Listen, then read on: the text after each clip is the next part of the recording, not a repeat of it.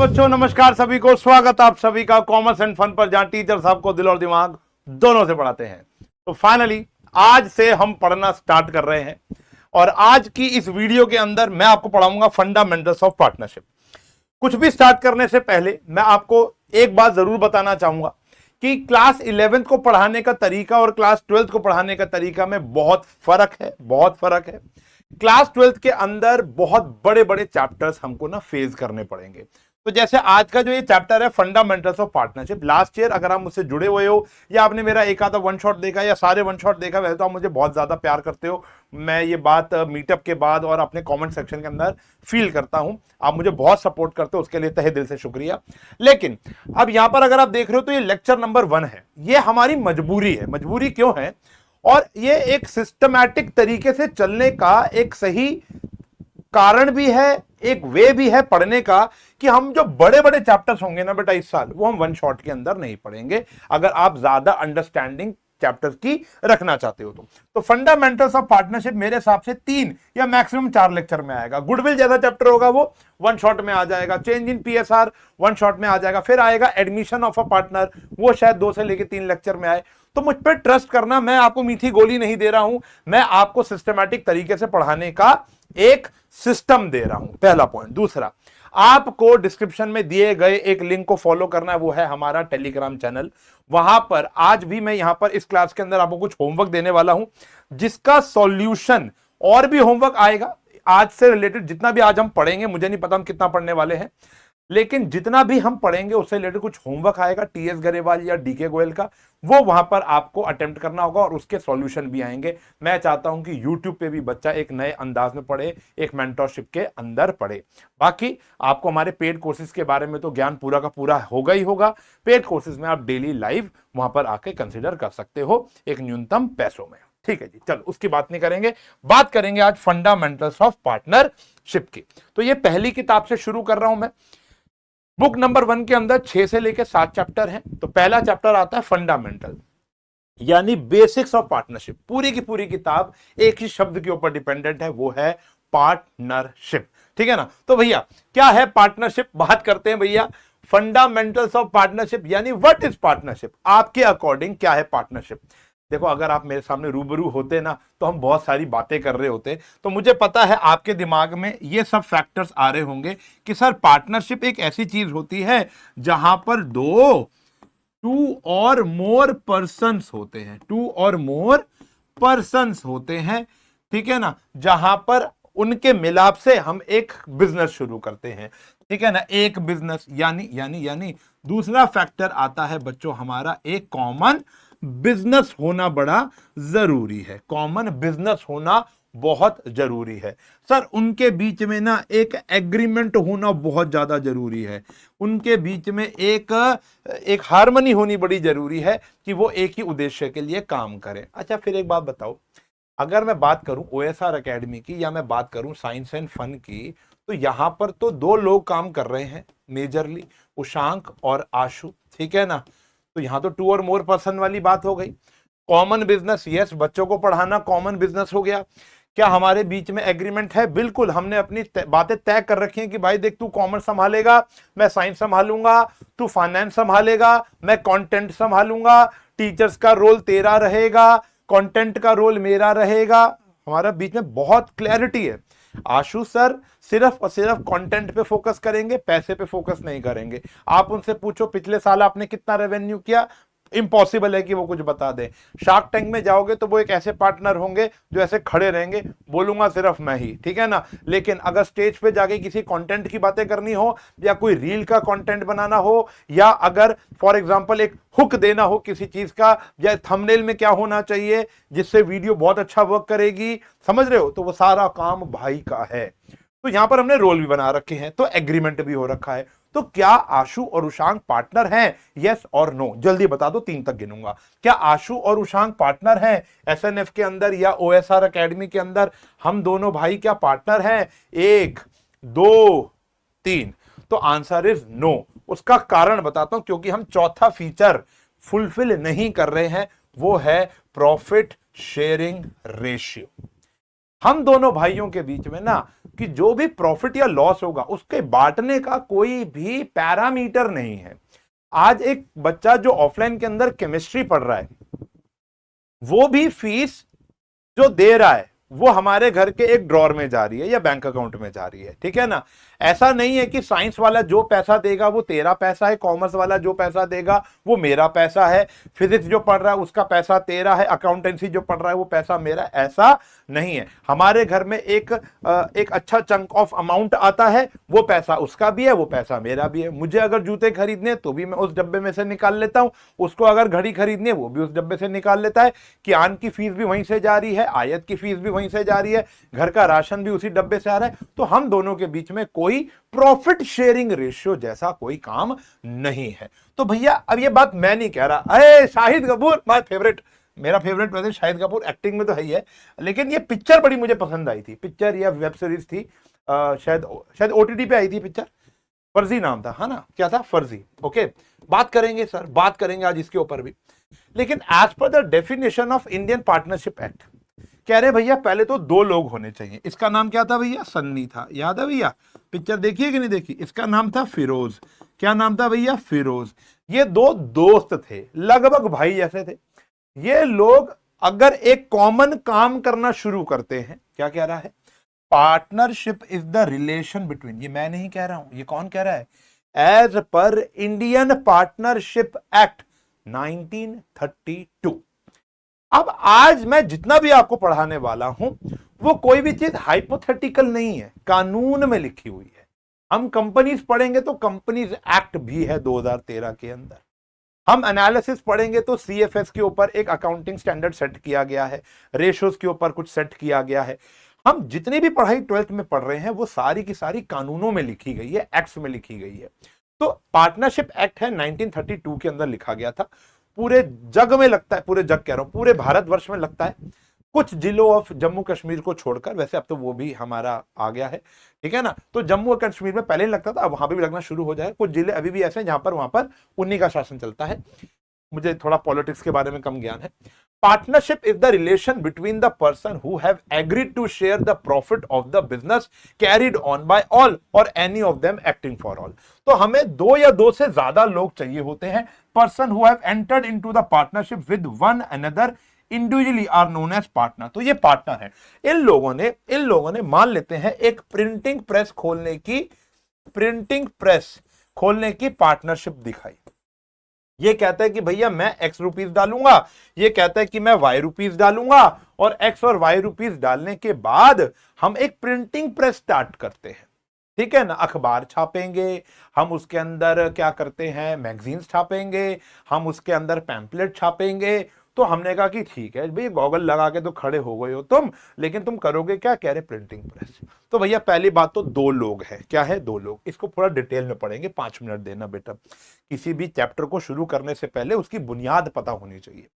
तो partnership is the relation. अब इन दोनों के बीच में एक रिश्ता हो गया। रिश्ता क्या है, ये दोनों पार्टनर है, ठीक है ना, between the person who have agreed. अब इनके बीच में एक एग्रीमेंट बन चुका है, इनके बीच में एक एग्रीमेंट बन चुका है टू शेयर द प्रॉफिट, कि जो भी प्रिंटिंग प्रेस से पैसा आएगा मुनाफे का वो बांट लेंगे, लॉस होगा तो बियर कर लेंगे।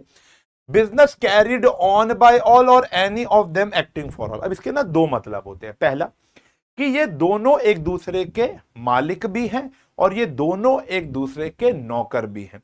इनका जो रिलेशन होता है वो प्रिंसिपल और एजेंट के बीच का होता है। दूसरी बात, इसका एक और महत्व यह भी है इस बात का कि कोई पार्टनर हो सकता है एक्टिवली पार्टिसिपेट कर रहा हो और कोई पार्टनर हो सकता है स्लीपिंग पार्टनर हो। एग्जांपल के तौर पर मान लेते हैं कि मैं साइंस एंड फन के अंदर विराट कोहली को एज अ ब्रांड एम्बेसडर नहीं, एज अ पार्टनर ले आता हूं।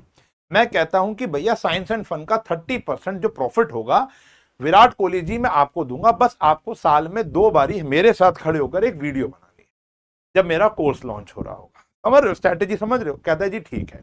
तो इन्फ्लुएंसिंग पावर है एक, ठीक है, लेकिन आप मेरे ब्रांड एम्बेसडर नहीं हो। मैं ये नहीं कहूंगा कि भैया अपने बैट के ऊपर साइंस एंड फन लगा के घूमो, नहीं। मैं आपको कह रहा हूं बस 2 वीडियो चाहिए, कभी कभी आ जाना, कभी कभी जब आपका मन करे, कोई दिक्कत नहीं है। आपको आकर दुकान का शटर ऊपर नहीं करना, धूपबत्ती अगरबत्ती नहीं करनी, बच्चे को पढ़ाना नहीं है, सेल्स वेल्स देखनी नहीं है, बस आप अपना नाम दे दो।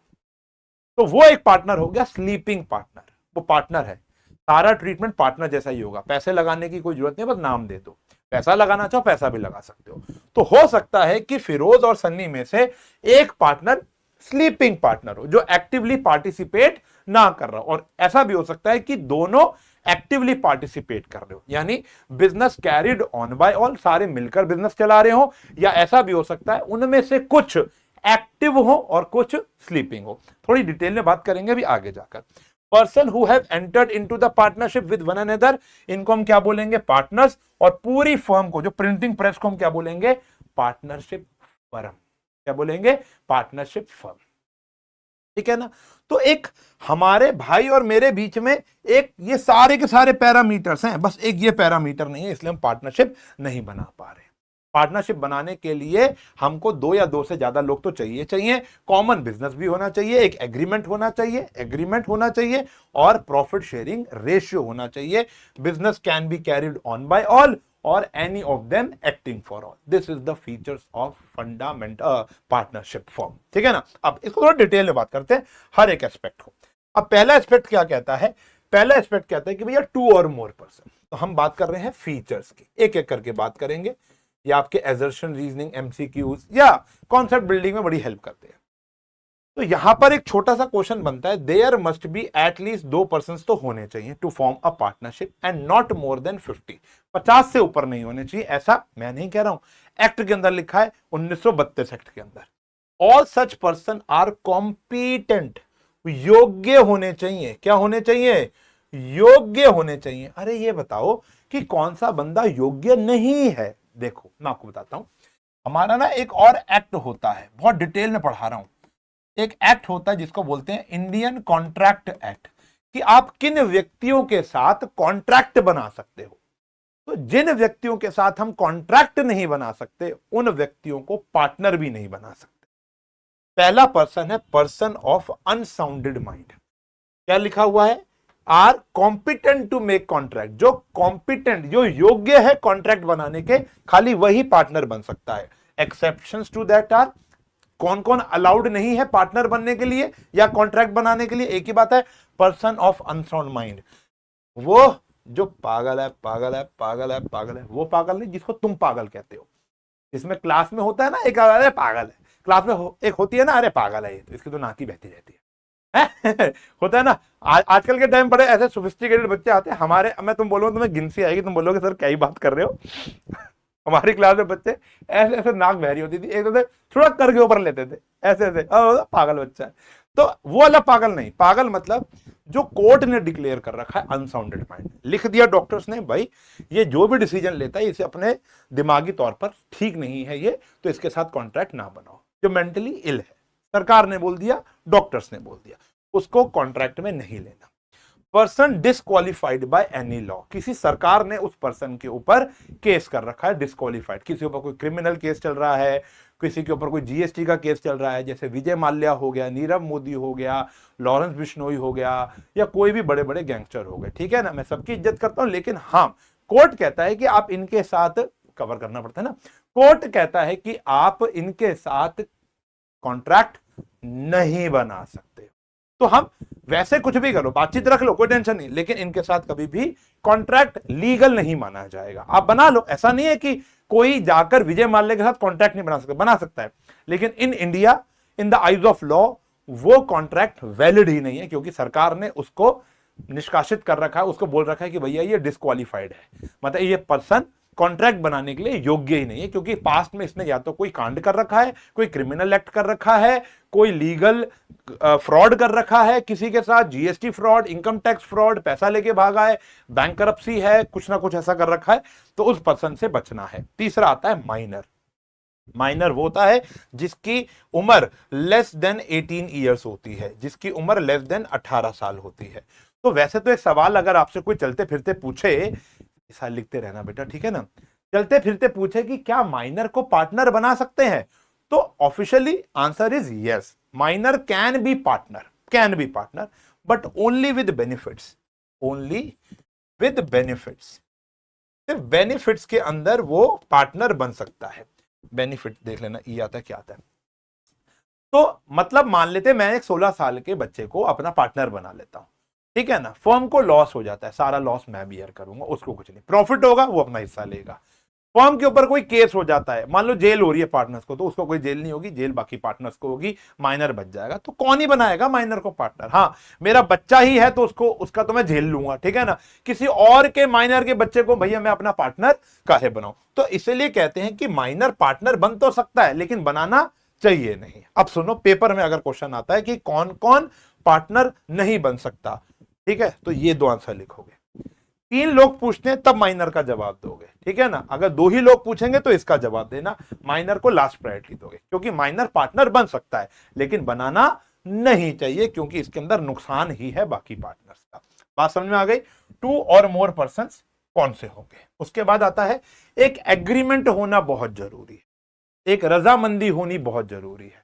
अब वो एग्रीमेंट लिखित में भी हो सकता है या ओरल भी हो सकता है। अब सर ओरल का मतलब क्या होता है? सर देखो क्या है कि फॉर एग्जांपल इन्होंने अभी प्रिंटिंग इन दोनों ने अभी प्रिंटिंग प्रेस स्टार्ट की। अब प्रिंटिंग प्रेस को शुरू करने के लिए इनका एक एक्स अमाउंट खर्च हो गया। ये चाहते हैं कि भैया अभी ना काम करके देख लेते हैं कुछ समय तक, ठीक है ना। अगर चल जाएगा तो इसको हम और आगे बढ़ाएंगे, नहीं चला तो भैया क्या करेंगे? तो ये लीगल चीजों में कम पड़ना चाहते हैं। या तुमको एक और एग्जांपल देता हूं, गन्ने का जूस बड़ा गिलास 20 वाला चल रहा है, वायरल हो रहा है। मान लो आपने और मैंने मिलकर ना एक गन्ने की जूस की दुकान खोलनी, छोटी सी दुकान है, या गन्ने की जूस की रेडी लगानी, रेडी वाली जो घूमते घूमते गन्ने का जूस निकालती है, ठीक है। पता नहीं आजकल तुम्हारे इलाके में आती नहीं आती, हमारे टाइम पे चलती थी, अब मैं देखता नहीं हूं यहां पर चलती हुई। दुकानें कोने कोने में खुली होती हैं, बिजली से चलने वाली, पहले मैनुअली होती थी, ठीक है ना। तो मान लेते हैं हमने क्या किया, 5,000 मैंने लगाया, 5,000 तुमने लगाया, 6-8 हजार की मशीन आ गई, एक किराए पर हमने वो ले ली, रेडी ले ली, 1,000 के गन्ने खरीद लिए और गन्ने का जूस आवाज मारनी शुरू कर दी। अब मुझे बताओ, इतना छोटे से वेंचर के अंदर क्या मैं पहले वकील को पकड़ूं कि भैया पार्टनरशिप डीड बना दे? समझ रहे हो ना। तो सरकार कहती है कि पार्टनरशिप डीड बनाना ओरली भी चल जाएगा। ओरली मतलब आपने और मैंने एग्री कर लिया। एग्री क्या है? भैया 5,000 तू लाएगा, 5,000 मैं लाऊंगा। मैं कहा जी ठीक है, देख गन्ने का जूस निकालने की जिम्मेदारी तेरी, आवाज लगाने की जिम्मेदारी तेरी। मैं कहा ठीक है भाई, गन्ने का जूस मैं निकालूंगा तो उसके बाद जो साफ सफाई होगी वो तू करेगा। मैं कहा जी ठीक है, ठीक है जी, आधा रेड़ा तू खींचेगा, आधा रेड़ा मैं खींचूंगा। मैंने कहा जी बिल्कुल ठीक है। समझ रहे हो? तो हमने अपने अपने काम बांट लिए। उसके बाद दिन के एंड में, मंथ के एंड में जो हमारा प्रॉफिट बनेगा वो आधा तुम ले जाओगे, आधा मैं ले जाऊंगा, या 60% तेरा 40 मेरा। एग्रीमेंट हो गया आपके और मेरे बीच में, ओरल एग्रीमेंट हो गया, कोई दिक्कत नहीं है। देखो कलेश तब होता है, झगड़ा कब होगा? जब आप और मैं डिसएग्री करेंगे आगे जाकर, तो बर्डन ऑफ प्रूफ आएगा। मान लो खोलते समय आपने कहा था कि भैया 60% तुम्हारा 40 मेरा, ठीक है।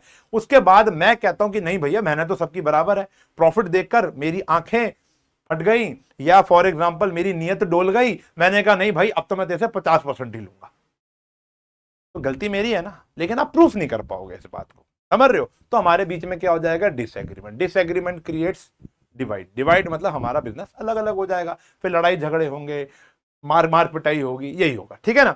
लेकिन अगर सब कुछ ओरली हम लोग मैनेज कर रहे हैं तो एग्रीमेंट ओरल हो सकता है। बात समझ आ गई? लेकिन लिखित करना बेहतर है। अगर आप अफोर्ड कर सकते हो तो एक लिखित एग्रीमेंट करवा लो किसी भी एक वकील को 100,000 5,000 देकर। The written agreement is known as partnership deed. जो रिटर्न एग्रीमेंट आता है जिसमें नाम पता सब लिखा होगा, किसने कितना कैपिटल कंट्रीब्यूशन किया है, किसी पार्टनर को सैलरी तो नहीं मिलनी, कोई कैपिटल पे ब्याज तो नहीं मिलना, कमीशन का क्या गेम है, रोल क्या क्या है पार्टनर्स के, प्रॉफिट शेयरिंग रेशियो क्या है, वो सब उसके अंदर मेंशन करके वकील आपको देके साइन करा देगा। एक कॉपी कोर्ट में, एक आपके पास, एक उसके पास। फिर बर्डन ऑफ प्रूफ खत्म हो जाएगा। अगर वो नाटता है अपनी बात से, पीछे हटता है, तो एक एग्रीमेंट आपके पास है। बात समझ आ गई? तो partnership deed, although it is not mandatory to have partnership deed, मैंने बता दिया, क्योंकि आप ओरल भी एग्रीमेंट कर सकते हो। बात समझ में आ गई? एग्रीमेंट जरूरी है, चाहे वो हो। बिजनेस लीगल होना चाहिए। प्रिंटिंग प्रेस चलाते चलाते पिक्चर देखी है तुमने, पैसा है तो बड़ी बड़ी बड़ी बड़ी बातें, देख रहे हो भाई साहब? पैसा है तो 5 स्टार सारी मुलाकातें। ये देख रहे हो, गला खराब है, वरना मैं इसे अच्छी आवाज में गाना गा सकता हूं। तो यहां पर पैसा छापने इन्होंने क्या किया भैया? कह रहे मैगजीन छापने में वो मजा नहीं है, अखबार छापने वो मजा नहीं है जो पैसा करारे करारे गांधी के नोट छापने में। तो उन्होंने क्या किया, 500 और 2000 के नोट छापने स्टार्ट कर दिए। अब तो 2000 नहीं चलता, 500 के नोट छापने इन्होंने क्या कर दिए बेटा, स्टार्ट कर दिए। ठीक है जी, वो सैंडविच नोट देखी होगी, जिस दिन नहीं देखी देख लेना, अच्छी मूवी है, मजा आता है, एंटरटेनमेंट है। तो सैंडविच नोट बनाने शुरू कर दिए, चाय के अंदर रोल करके सुखाकर उसको फिर परफेक्ट, ये अपने आप को आर्टिस्ट बताता है। तो इसने कहा कि भैया जब मैं मैगजीन छाप सकता हूं तो मैं नोट भी छाप सकता हूं। नहीं भाई, अगर आपको बिजनेस करना है तो वो बिजनेस लीगल होना चाहिए, इन जैसा इलीगल बिजनेस नहीं होना चाहिए। बुरा ना मान जाए शायद कि बोल भाई मेरी फोटो के आगे कांटा मार दिया, ठीक है ना। तो business should be legal, business should not B illegal. Business क्या होना चाहिए प्यारे बच्चों, लीगल बिजनेस होना बहुत जरूरी है। दूसरी बात, ठीक है ना, तो मतलब इलीगल नहीं चलेगा। फिर आता है प्रॉफिट शेयरिंग रेशियो, अभी बताया, एक प्रॉफिट शेयरिंग रेशियो होना बहुत जरूरी है, तभी एक वैलिड पार्टनरशिप बन पाएगी। उसके बाद लास्ट में बताया बेटा, business can be carried on by all or any of them acting for all. In other words, partner are principal as well as agent, जो एक दूसरे के लिए मालिक भी है नौकर भी है। अर्थात कि अगर एक पार्टनर कोई कांड करता है, झेलना सबको पड़ेगा। एक पार्टनर नुकसान करता है, झेलना सबको पड़ेगा। एक पार्टनर फायदा उठाकर लाता है, पैसा बनाता है, तो पैसा सबको मिलेगा। तो ये होता है प्रिंसिपल और एजेंट, वो फर्म को रिप्रेजेंट भी कर रहे हैं और साथ साथ मालिक भी है, ठीक है ना। धीरे धीरे आपको इस बात का और इल्म समझ में आ जाएगा। तो ये था बेटा फीचर्स ऑफ पार्टनरशिप। ये क्या था बेटा, फीचर्स ऑफ पार्टनरशिप। अब बात करते हैं कि सर मान लेते हैं कि एक पार्टनरशिप हो गई, इन दोनों के बीच में ही हो गई, इन दोनों पार्टनर्स के बीच में ही हो गई, सन्नी और फिरोज के बीच में, सब कुछ ठीक चल रहा है, ठीक है ना। इन्होंने ओरल एग्रीमेंट कर रखा है या लिखित भी कर रखा है। फॉर एग्जांपल मान लो ओरल एग्रीमेंट कर रखा है, सबको अपने अपने रूल्स पता है, ये पता है। लेकिन आगे जाकर जब इतना पैसा इंसान देखता है ना मेरे भाई साहब, जब इतना पैसा देखता है कि ये देखना पड़ जाए कि भैया पैसा रखूं कहां, नोट की गड्डियां कम पड़, मतलब रबड़ कम पड़ गए, थूक सूख गई, इतना ज्यादा पैसा अगर इंसान देखता है तो नीयत तो खराब होगी ना। तो मान लेते हैं सन्नी या फिरोज में से एक की नीयत खराब हो गई, तो इनके बीच में झगड़ा शुरू हो गया। अब झगड़ा शुरू होगा तो अमूमन हम कहां जाते हैं, कोर्ट पर। कहां जाते हैं, कोर्ट पर। लेकिन इलीगल बिजनेस होगा तो वहां तो चमाट अलग पड़ेगा। लीगल बिजनेस कोर्ट तक लेकर जाओगे आप। फॉर एग्जांपल मान लो आप नॉर्मल प्रिंटिंग प्रेस चला रहे हो, लेकिन वहां पर जाकर सरकार आपको ये बोलेगी कि अगर इन पॉइंट्स पे झगड़े हैं, कौन से पॉइंट्स अभी मैं आपको बता रहा हूं एक एक करके, तो हमारे पास आने की नीड नहीं है। इंडियन पार्टनरशिप एक्ट 1932 में अब आते हैं मेजर काम, जो पढ़ाई शुरू हो गई है। स्टार्टिंग मैंने टाइम तो वेस्ट कुछ भी नहीं किया आज। Provision affecting accounting treatment in absence of partnership deed. अगर पार्टनरशिप डीड एब्सेंट है या पार्टनरशिप डीड है, ये वाले प्रोविजन लिखना भूल गए हो, एब्सेंट ही मान लो ना, और आपका इन बातों पे झगड़ा हो गया। देखो अगर आपस में झगड़ा ही नहीं है तो इन प्रोविजन का कोई यूज ही नहीं है, अभी समझ में आएगा। लेकिन इन प्रोविजन का तब यूज है जब आपस में क्या है, झगड़ा। तो कोर्ट कहता है, सरकार कहती है हमारे पास मत आओ, हमने पहले से ही प्रावधान लिख दिया है इंडियन पार्टनरशिप एक्ट 1932 में कि अगर इन बातों में तुम्हारा झगड़ा हो रहा है तो बाहर ही रिजॉल्व कर लेना। ऑलरेडी हमारे पास इतने सारे केसेस चल रहे हैं, तुम्हारे पास आओगे, वकीलों का पैसा खर्च करोगे, हमारा टाइम वेस्ट करोगे, अपना टाइम वेस्ट करोगे, तो भी हम तुमको यही गिनवाएंगे। इट्स बेटर है कि आप पहले ही 11th या 12th क्लास में इसको पढ़ लो और आगे जाकर इसी का पालन कर लो। जैसे sharing of profit and losses, ठीक है ना। अब जैसे आपके और मेरे बीच में क्या तय हुआ था, 60 और 40। फिरोज और सन्नी में हुआ था मान लेते हैं 7:3, लेकिन बाद में फिरोज को 3 मिल रहा है। 100 रुपए में से सिर्फ 30 रुपए फिरोज को मिल रहे हैं, 70 रुपए, क्योंकि वो कह रहा है भैया ड्राइंग मैं कर रहा हूं, सब कुछ आर्ट मेरी है, मेरे बिना तो तू अधूरा है। तू क्या करेगा बता, तू सिर्फ पानी में चाय में निचोड़ के सुखाई तो रहा है, तो मैं तेरे को 30% दूंगा। पहले तो वो एग्री हो गया, लेकिन बाद में जाकर फिरोज की नीयत डोल गई। कहते नहीं भाई, जितनी गड्डी तेरे घर जाएगी उतनी गड्डी मेरे घर आएगी, जितना पैसा तेरे घर जाएगा उतना पैसा मेरे घर आएगा। तो वो कहता है कि नहीं, 60 और 4 होना चाहिए, क्योंकि मेरा काम तेरे से ज्यादा है, क्योंकि मैं क्रिमिनलों के साथ डील कर रहा हूं भाई, तू क्या कर रहा है। तो इनके बीच में झगड़ा हो गया प्रॉफिट शेयरिंग रेशियो को लेकर। सरकार कहती है, वो क्या, वो एक गाना था ना, वो क्या कहता गाना था, आधा तू ले चुन्नू बेटा, आधा तू ले मुन्नू बेटा, ठीक है ना। इतने में दोनों की मम्मी आई, दोनों को एक चपट लगाई, मैं भूल गया क्या था गाना, एक पोयम सीधी भूल गया मैं। तो प्रॉफिट और loss should be shared equally. क्या कहती, माँ ने भी तो बोला था ना, आधा तू ले चुन्नू बेटा, आधा तू ले मुन्नू बेटा, ये जो झगड़ा कभी मत करना, दोनों तुम प्रेम से रहना, ठीक है ना। तो कोर्ट भी यही कह रहा है भाई, माइंड माई वो poem but feelings are on. English is also high. Sharing of profit and loss, profit oblique losses to be shared equally by the partner. कोई कितनी भी डिमांड कर रहा हो, अगर पार्टनरशिप डीड नहीं है तुम्हारे पास तो हमारा इक्वल बटेगा। सुन लो, बच्चे कंफ्यूज होते हैं। पार्टनरशिप डीड नहीं का मतलब क्या है? एग्रीमेंट नहीं है। अगर पार्टनर एग्री कर रहे हैं, चाहे ओरल एग्रीमेंट है कि भैया 90% तेरे को मिलेगा, मैं 10% पे खुश हूं, खुश है तो कोई दिक्कत ही नहीं है। जैसे फॉर एग्जाम्पल एक पिक्चर देखी तुमने अक्षय कुमार की, एक तेरा दो मेरा, तीन तेरा चार मेरा, है ना? तो उस समय जो सामने वो भैया बैठे हुए थे जिनके साथ अन्याय हो रहा था एक्चुअल में, वो तो खुश था ना, वो तो खुश था ना। यानी उनके बीच में क्या था? एग्रीमेंट था। प्रॉब्लम कब है? जब लड़ाई हो गई, झगड़ा हो गया। या तो पार्टनरशिप डीड तुमने साइन कर रखी है, उस पर बंदा लिखा हुआ है 3:2 होगा। अगर 3:2 लिखा हुआ है तो मानना ही पड़ेगा 3:2, फिर तो झगड़ा की बात ही नहीं हो गई। लेकिन अगर पार्टनरशिप डीड नहीं है और झगड़ा हो रहा है तो चुपचाप करके आधा आधा बांट लो, काम खत्म। 3 पार्टनर है, इक्वली बांट लो। 4 पार्टनर है, 25-25% बांट लो। इंटरेस्ट ऑन कैपिटल, किसी भी पार्टनर को कोई भी इंटरेस्ट ऑन कैपिटल नहीं मिलेगी। कोई कह रहा है मैंने इतना ज्यादा पैसा दे रखा, तूने कम दे रखा है, मुझे कैपिटल पे ब्याज दे दो, नहीं मिलेगा। ब्याज चाहिए था, मिल जाता। कब मिलता? अगर तुम डीड में लिखवा देते तो। तुम्हारे पास डीड ही नहीं है। इंटरेस्ट ऑन ड्रॉइंग, किसी भी पार्टनर से कोई भी इंटरेस्ट ऑन ड्रॉइंग हम चार्ज नहीं करेंगे। कोई पार्टनर विड्रॉ कर रहा है, जब हम उसको कैपिटल पर नहीं दे रहे हैं ब्याज, तो उसकी ड्रॉइंग पर हम उससे ब्याज वापस नहीं लेंगे। मैं नहीं कह रहा हूं, इंडियन पार्टनरशिप एक्ट 1932 कह रहा है। हाँ, डीड में लिखा है 5% ब्याज लेंगे तो लेंगे, माना हुआ है, ठीक है ना। फिर आता है रेम्यूनरेशन। रेम्यूनरेशन का मतलब क्या होता है? सैलरी या कमीशन। किसी भी पार्टनर को किसी प्रकार की कोई सैलरी नहीं मिलेगी, कोई कमीशन नहीं मिलेगी, अगर उनके बीच में तय नहीं है तो। तय है तो दे दो, कोई टेंशन नहीं है। देखो, जब तय है ना तो कहते हैं ना, जब मियां बीबी राजी तो क्या करेगा काजी। सिंपल सी बात है। जब पार्टनर्स आपस में एग्रीड है कि एक पार्टनर को हम 1 करोड़ सैलरी देंगे, एक को 54 नहीं देंगे, 54 मतलब 50 पैसे, तो कोई दिक्कत नहीं है। वो जब आपस में खुश है, हम बीच में क्या उंगल कर रहे हैं, ठीक है ना। तो हम क्या कर रहे हैं? रेम्यूनरेशन जो है, रेम्यूनरेशन मतलब combination of salary and commission, ये किसी पार्टनर को नहीं मिलेगा। फिर आता है interest on loan advanced by a partner. इसको बहुत डिटेल में पढ़ना पड़ेगा, क्योंकि सबसे ज्यादा क्वेश्चन अभी स्टार्टिंग में जो आज हम करने वाले हैं वो इसी के करने वाले हैं, और हमको आधा घंटा हो गया फंडामेंटल्स पढ़ते पढ़ते, ठीक है ना। तो देखते हैं, मुझे नहीं पता आप कितनी देर पढ़ने वाले हैं आज। इंटरेस्ट ऑन एडवांस या लोन। कभी कभी क्या होता है बिजनेस में, फिरोज और क्या नाम था उसका, सनी ने कैपिटल इन्वेस्ट कर रखी है, लेकिन एक सामने से बहुत बड़ा ऑर्डर आ गया कि भैया आपको क्या करना है, फिल्म फेयर की मैगजीन छापनी है। लेकिन मैगजीन कितनी छापनी है आपने? 10 लाख मैगजीन छापनी है। वो कुछ एडवांस दे जाएंगे बाकी काम खत्म होने के बाद। अब इतना पेपर चाहिए ना उनको, मान लो लीगली काम कर रहे हैं, नोट नहीं छाप रहे, पेपर तो चाहिए ना, इंक तो चाहिए ना। 10 लाख दोनों मिलकर तो नहीं छाप पाएंगे, अभी तो काम कर रहे थे दोनों। फॉर एग्जाम्पल, हमारे गन्ने का जूस अंबानी ने पी लिया और कहता है इतना बढ़िया, तुम ऐसा करो मेरे अनंत के शादी में आके ये लगाओ रेडी, ठीक है, लेकिन तुम्हें 10,000 लोगों को ये पिलाना है। अब 10,000 के लिए गन्ना तो खरीदना पड़ेगा ना, लेबर भी तो लगेगी ना। हम आप और मैं थोड़ा ना निकालते रहेंगे। अब मुझे बताओ, हमें फिर बिजली वाली मशीन भी खरीदनी पड़ेगी, थोड़ी सी कैपिटल और लगेगी।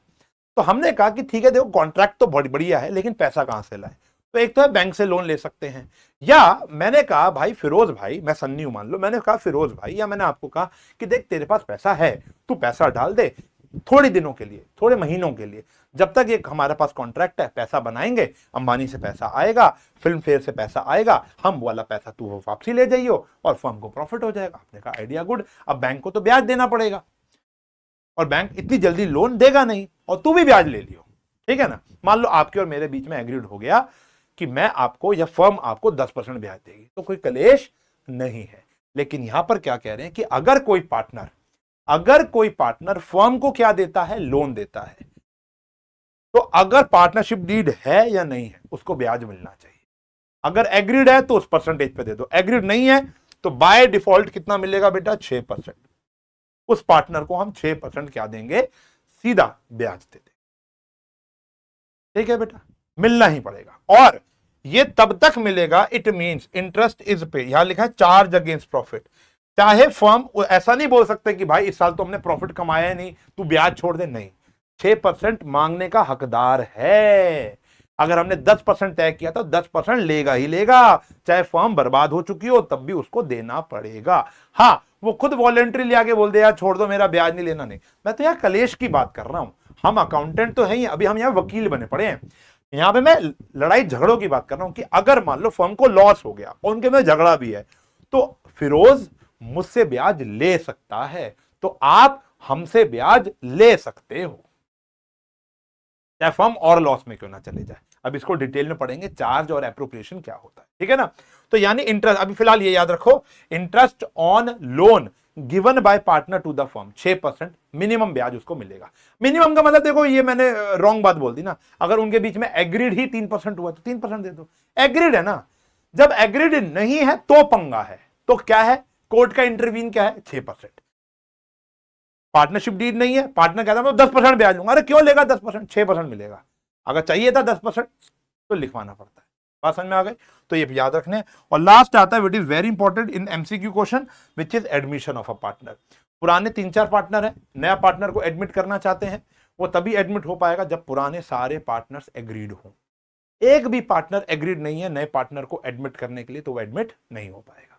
समझ में आ गई बात, क्लियर है जी। तो ये प्रोविजंस हैं चुम्बेश्वरी हैं, इनको याद कर लेना, क्वेश्चन शुरू हो जाएंगे। अब क्वेश्चन कैसे आएंगे अभी बताऊंगा, लेकिन उससे बढ़ने से पहले ये कोई नहीं पढ़ाता, इसके ऊपर ना कोई ज्यादा ध्यान नहीं देता, to be very honest. 3 hurt चाहिए, 3 हर्ट दे दो मुझे इन टॉपिक के ऊपर, जो मैं चाहता हूं कि मेरा हर एक बच्चा पढ़े, और थोड़ा इंटरेस्टिंग भी है। क्या है मैं आपको बताता हूं, देखो बहुत सिंपल सी बात है, हर एक पार्टनर का ना एक राइट भी है, कुछ कुछ राइट्स है हर एक पार्टनर के, बाय डिफॉल्ट कुछ राइट्स है। अगर मैं पार्टनरशिप में आता हूं तो ये मेरा हक है, क्या है, every partner has a right to participate in the management of the business.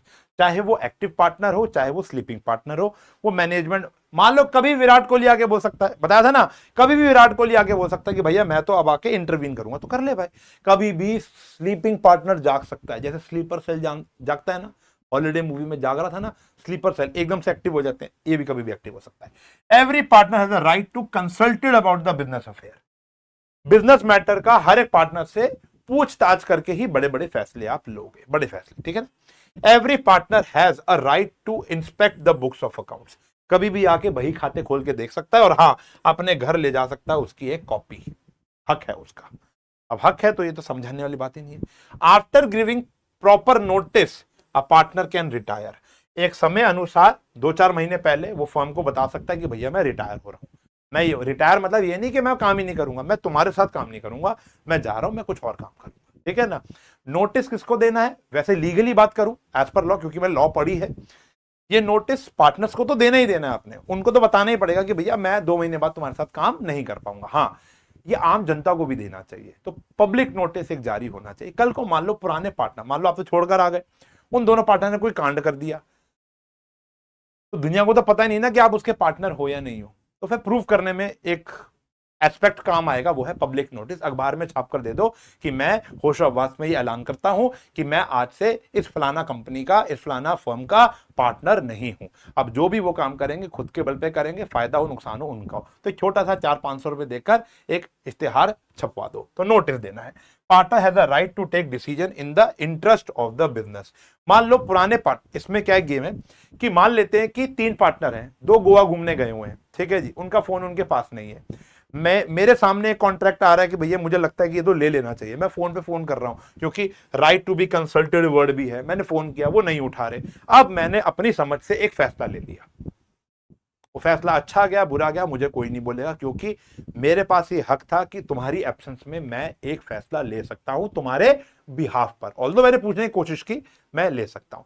अब तुम्हारे मन में एक सवाल आ रहा होगा, अच्छा डाउट भी बताते रहो, मैंने बताया था ना पूरे चैप्टर के डाउट की एक वीडियो बनेगी बाद में जाकर, मैंने स्टार्टिंग बताया डाउट सेशन आएगा, पूरे चैप्टर की वीडियो, अब जो भी डाउट आपके मन में आता है छोटे बहुत तो मैं वहीं पे क्लियर कर दूंगा, लेकिन अगर मेजर डाउट्स आते हैं चाहे वो प्रैक्टिकल हो चाहे वो थियोरिटिकल हो, उसकी एक वीडियो बनेगी चैप्टर के एंड के बाद, फिर मैं अगले चैप्टर पे जाऊंगा। ये मैंने सोचा है, सही सोचा है गलत सोचा है 3 हर्ट देकर बताएंगे, ठीक है ना।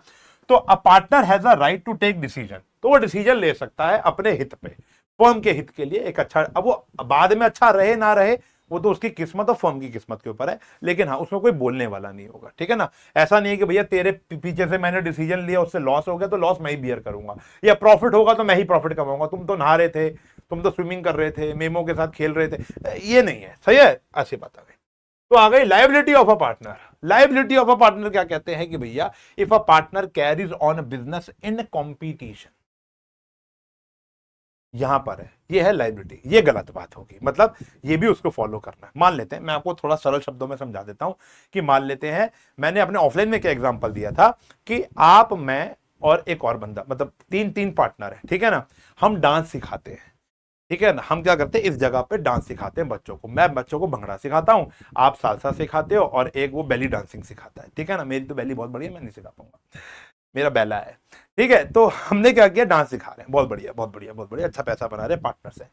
मैंने क्या किया कि भैया मेरी तो एक दिन के अंदर 3 ही क्लास होती है, मैंने अपने घर की पार्किंग के नीचे, जो कि सिर्फ 2-4 किलोमीटर दूर था, 10 किलोमीटर 20 किलोमीटर कैसा भी हो, मैंने घर की पार्किंग के नीचे अपनी बिल्डिंग के बच्चों को डांस सिखाना शुरू कर दिया, भंगड़ा, वहां से पैसा बनाना शुरू कर दिया। तो वो जो पैसा है ना, वो भी बाकी तीनों पार्टनर में बंटना चाहिए, क्योंकि आप सेम कंपटीशन वाला बिजनेस नहीं कर सकते। हाँ, मैं डांस नहीं सिखा रहा, मैं अपने 20 बच्चों का पेट पालने के लिए गाड़ियां साफ कर रहा हूं, अखबार बांट रहा हूं, मोमोज की रेडी लगा रहा हूं, किसी बैंक में नौकरी कर रहा हूं, चार्टर्ड अकाउंटेंसी का काम कर रहा हूं, बच्चों को पढ़ा रहा हूं, डांस नहीं सिखा सकता बस, क्योंकि हम तीनों पार्टनर का कंफ्लिक्ट ऑफ इंटरेस्ट नहीं होना चाहिए। क्या लिखा है, if a partner carries on a business in competition with the firm without the consent of the other partners and the profit from it, the profit earned from such business shall be paid to the firm. However, अगर कोई loss हो जाएगा तो वो अकेला beer करेगा। उस घर की पार्किंग के नीचे जो मैं काम कर रहा हूं, बच्चों को डांस सिखा रहा हूं, डांस सिखाते सिखाते अगर मुझे प्रॉफिट हो जाता है तो वो प्रॉफिट सब बियर करेगा, सब एंजॉय करेंगे, क्योंकि मैंने कंपटीशन में काम खोला, यहां भी डांस वहां भी डांस। लेकिन अगर वहां पे मुझे लॉस हो जाता है तो ये पार्टनर बियर नहीं करेंगे, मुझे अकेला बियर करना पड़ेगा। क्यों, मैंने चोरी छुपे उनकी कंपटीशन में कोई काम खोल रखा था, ठीक है ना। If a partner earns profit from himself from any transaction of the firm or use of the firm, for example मैंने फर्म के ड्रॉर में पैसे पड़े हुए थे और वो पैसे मैंने कहीं इन्वेस्ट कर दिए, किसी को बिना बताए सट्टे बाजार में लगा दिए या कहीं लीगल काम में लगा दिए, और वहां से मैंने पैसा बना लिया। तो पैसा सिर्फ मेरा नहीं है, वो सबका है, क्योंकि जो पैसा मैंने इस्तेमाल करके पैसा बनाया वो प्रॉपर्टी फर्म की थी। या फॉर एग्जाम्पल हम यहाँ डांस सिखाते हैं, मैंने कहा चलो बच्चे अभी 10 दिन के लिए आ नहीं रहे हैं, गर्मियों की छुट्टियों में नानी के घर गए हुए हैं, डांस क्लास अभी बंद हो रखी है फॉर एग्जाम्पल, तो मेरे किसी दोस्त की शादी का रोका था, एंगेजमेंट थी, तो मैंने कहा कि ठीक है तो क्या बैंकेट बुक करेगा, यही जगह ले ले, लेकिन मेरे ना पार्टनर्स को मत बताइयो, इस जगह का किराया मुझे एक दिन का 10,000 दे दियो और इस जगह को इस्तेमाल कर। मैंने फायदा उठा लिया ना, फर्म की प्रॉपर्टी का फायदा उठाकर पैसा बना लिया ना, तो पैसा सबका है। हाँ, अगर वो मैंने इस लालच में कि मुझे 10,000 का मुनाफा होगा वो कर लेंगे, लेकिन रोके के अंदर क्या हुआ, दारू पी पा के सबने शीशे तोड़ दिए, दीवारों को नुकसान कर दिया, पंखे को नुकसान आ गया, एसी को नुकसान हो गया, तो वो जो लॉस हुआ है ना वो अकेला मैं बियर कर। तो मतलब क्या है, चोरी छुपे करके अगर आप कंपटीशन से कोई काम करते हो, फायदा उठाते हो, तो वो सबका है, लॉस तो वो आपका है। चोरी छिपे फर्म का कोई एसेट या कोई प्रॉपर्टी इस्तेमाल करके आप पैसा बनाते हो तो प्रॉफिट सबका है, नुकसान करते हो सिर्फ आपका है, ठीक है ना। ये मैं नहीं कह रहा हूं, इंडियन पार्टनरशिप एक्ट 1932 में लिखा, भाई क्वेश्चन मत उठाना अब इसके ऊपर, ठीक है जी। अब जैसे क्वेश्चन आते हैं, अब पहला क्वेश्चन हमारे सामने क्या आया बेटा, समझेंगे। वो ये कह रहा है कि A B and C are partners in a firm without partnership deed, ये कुछ कांड हुए हैं, how will be the matter resolve. तो ये 1-1 मार्क का क्वेश्चन आएगा। अब इस 1-1 मार्क के क्वेश्चन में लिखना बस हाँ या नहीं होता है। A contributed more capital than other partners and demands interest on capital at the rate of 10% per annum, but B and C do not agree with him. क्या लिखोगे, क्या लिखोगे। ए कह रहा है मुझे कैपिटल पे ब्याज चाहिए, पार्टनरशिप डीड है नहीं उनके बीच में, क्या उसको ब्याज मिलेगा, नहीं। तो यहां पर क्या लिखा है, A is not entitled for IOC, IOC के लिए वो एंटाइटल्ड नहीं है। A should not be given IOC as partnership deed is absent, और ये हम नहीं कह रहे हैं, कौन कह रहा है, as per Indian partnership act 1932, तो नहीं मिलेगी। बी कह रहा है भैया मैं तो फुल टाइम बिजनेस में काम करता था एंड डिमांड कर रहा है सैलरी 5,000 पर महीना देना है, ए और सी कहते नहीं मिलेगी। हाँ जी, तो नो सैलरी टू बी, कोई भी सैलरी नहीं मिलेगी, ये हमने ऑलरेडी पढ़ लिया था। ही कहता है कि भैया मेरे को इंटरेस्ट और लोन जो मैंने आपको 50,000 का दिया है ना, उसका 12% ब्याज चाहिए। भैया 12% नहीं मिलेगा, कितना मिलेगा, 6% पर एनम मिलेगा, 12 नहीं मिलेगा। 12 चाहिए था तो देखो डीड बना लेनी चाहिए, ठीक है जी। A has withdraw 10,000 from the firm for the personal use, ठीक है जी। ड्रॉइंग की। बी और सी कहते हैं कि भैया ब्याज दो। अरे ब्याज क्यों मिले, क्यों, तुमने कैपिटल पे तो ब्याज दिया नहीं, तो ड्रॉइंग पे ब्याज क्यों? तो नो आईओडी। आईओडी बोले तो इंटरेस्ट ऑन ड्रॉइंग, कोई भी आईओडी चार्ज नहीं होगी। Profit before taking into account any of the above claim was 50,000, 50,000 profit आया। ठीक है जी। ए डिमांड करता है कि जी A demand share of profit in the capital ratio, कह रहा है जितनी जिसने कैपिटल लगाई है ना उस रेशियो में क्या करो, डिवाइड करो। ठीक है जी। क्या सही है? नहीं भैया, बिल्कुल सही नहीं है। प्रॉफिट कैसे होगा बेटा, आपको पता ही चल गया होगा जब थोड़ी सी प्रैक्टिस करा रहा हूं। कैसे होगा बेटा? इक्वली डिस्ट्रीब्यूट होगा। कैसे होगा बेटा? इक्वली होगा। B wants to introduce his son D as a partner, C मना कर देता है, तो डी कांट बी एडमिटेड। ठीक है जी, ये पार्टनर एडमिट नहीं हो पाएगा, डी एडमिट हो ही नहीं पाएगा, जीवन में कुछ भी कर लो, क्योंकि सी नहीं मान रहा। ठीक है जी। तो ये सारे प्रोविजंस के ऊपर एमसीक्यू या एजर्शन रीजन क्वेश्चन आएगा। और बात करते हैं, following differences has arisen among P Q and R, state who is correct in the following cases. P use 50,000 belonging to the firm और अर्नड 5,000 रुपया, 50,000 ड्रॉर से निकाले और 5,000 उसके ऊपर प्रॉफिट बना लिया। अब पी की जेब में 55,000 है। Q and R wants the amount to be given to the firm. अब मुझे बताओ कि वो कितना अमाउंट पे करेगा। पी फर्म को दोबारा कितना पैसा दे, जो 50,000 लेके गया था खाली वही दे, सिर्फ 5,000 जो प्रॉफिट बनाया वो वापस दे, या 55,000 का पूरा 55,000 वापसी कर दे। 3 तक गिनूंगा, एक, पता भी चल जाएगा ना कौन कौन यहां तक पहुंच गया है। 1 2 3, सही है जी। तो answer is ₹55,000 P must pay. P must pay, P को इतना पैसा पे करना पड़ेगा। 55,000, 50,000 तो फर्म के थे जो वापसी देने हैं, 5,000 जो प्रॉफिट बनाया वो भी फर्म के गले में डाल दो, सब बांट लेना। एस को देखकर, उसको देखकर, एस को नहीं, उसको देखकर 10,000 रुपए कौन ले गया बेटा? क्यू ले गया। ठीक है जी। और उसने 1,000 का नुकसान कर दिया। अब क्यू कितने पैसे देगा? देखो लॉस उसका खुद का है, ठीक है ना, क्योंकि बिना बताए लेकर गया। तो 10,000 ये कौन देगा? Q must pay. ठीक है ना, क्यू मस्ट पे 10,000। 1,000 रुपए का जो लॉस है वो अकेला कौन बियर करेगा बेटा? क्यू बियर करेगा, हम बियर नहीं करेंगे। P and Q want to purchase goods from Star Limited, क्या आर खरीद सकता है? अच्छा, आर मना कर रहा है। पी और क्यू कह रहे हैं उस दुकान से सामान खरीदते हैं, रॉ मटेरियल। आर कहता है कि नहीं। तो देखो ये ना बहुत बड़ा डिसीजन नहीं है। P and Q may purchase और मे नॉट, खरीद भी सकते हैं और नहीं भी खरीद सकते। इज्जत रख लेंगे तो ठीक है, वरना कोई बात नहीं। इसके लिए वो कोर्ट नहीं जाएगा, भाई मेरे कहने पे माल नहीं खरीदते, ऐसा कुछ भी नहीं है। R has given loan of 2 lakh to the firm and demands interest of 10% per annum, लेकिन वो कह रहे हम तो ब्याज ही नहीं देंगे। अरे ऐसे कैसे नहीं देंगे, ब्याज मिलेगा। कितना मिलेगा बेटा? अभी बताया था 6% पर एनम आपको ब्याज मिलेगा, यानी 2 लाख रुपए का 6% यानी 12,000 रुपए उसका ब्याज मिलना चाहिए। कितना हो गया भाई? 43 मिनट लगातार बोलते हुए, मजा आ रहा है, मजा आ रहा है, मजा आ रहा है। टॉपिक पढ़ाने में तो मजा आता ही आता है। अब देखो 1-2 क्वेश्चन है, एक आध मैं करूंगा, एक आध आप करोगे। क्या कह रहा है? A and B are the partner since 1 April 2020 without partnership deed, without partnership deed, and they introduce capital of 2,35,000 and 2,20,000 respectively. 1 अक्टूबर 2020 को ए ने लोन दिया 8,000 का to the firm without any agreement as to interest. A ने loan दिया और ब्याज का कोई बात नहीं की। Profit and loss account for the year ended 31 मार्च 2021 कितना था बेटा? 2,15,000। But the partners can not agreed on the payment of interest and, एक तो ब्याज के बारे में तय नहीं कर पा रहे हैं और प्रॉफिट डिवाइड कैसे करें ये तय नहीं कर पा रहे हैं, क्योंकि बेचारे स्टार्टिंग में धंधा शुरू करने की वजह से पार्टनरशिप डीड बनाना, ये एग्रीमेंट बनाना भूल गए।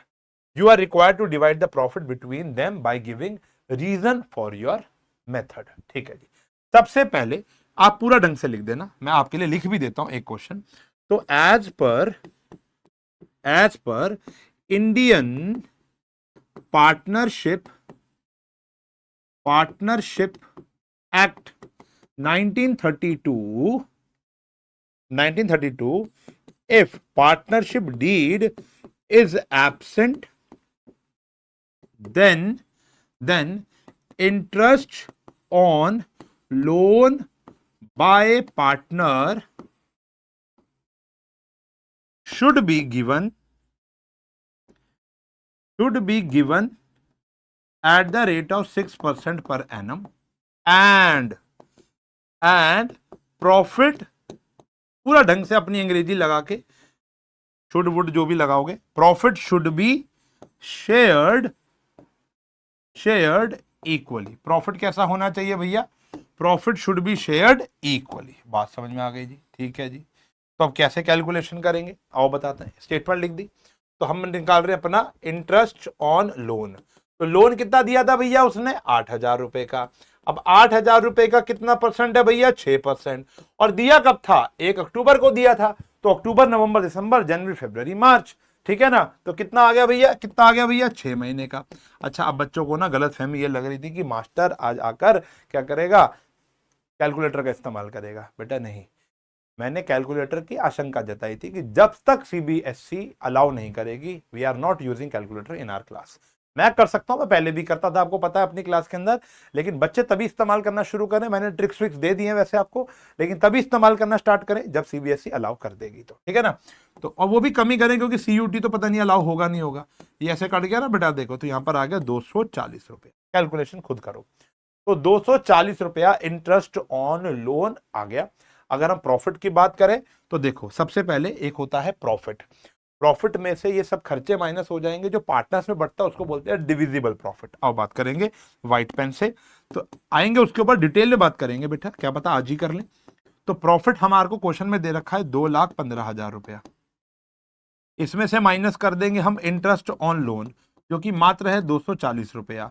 तो ये आ गया 2,14,760 रुपया। ये आया बेटा 2,14,000 रुपए, 2,14,760 रुपया।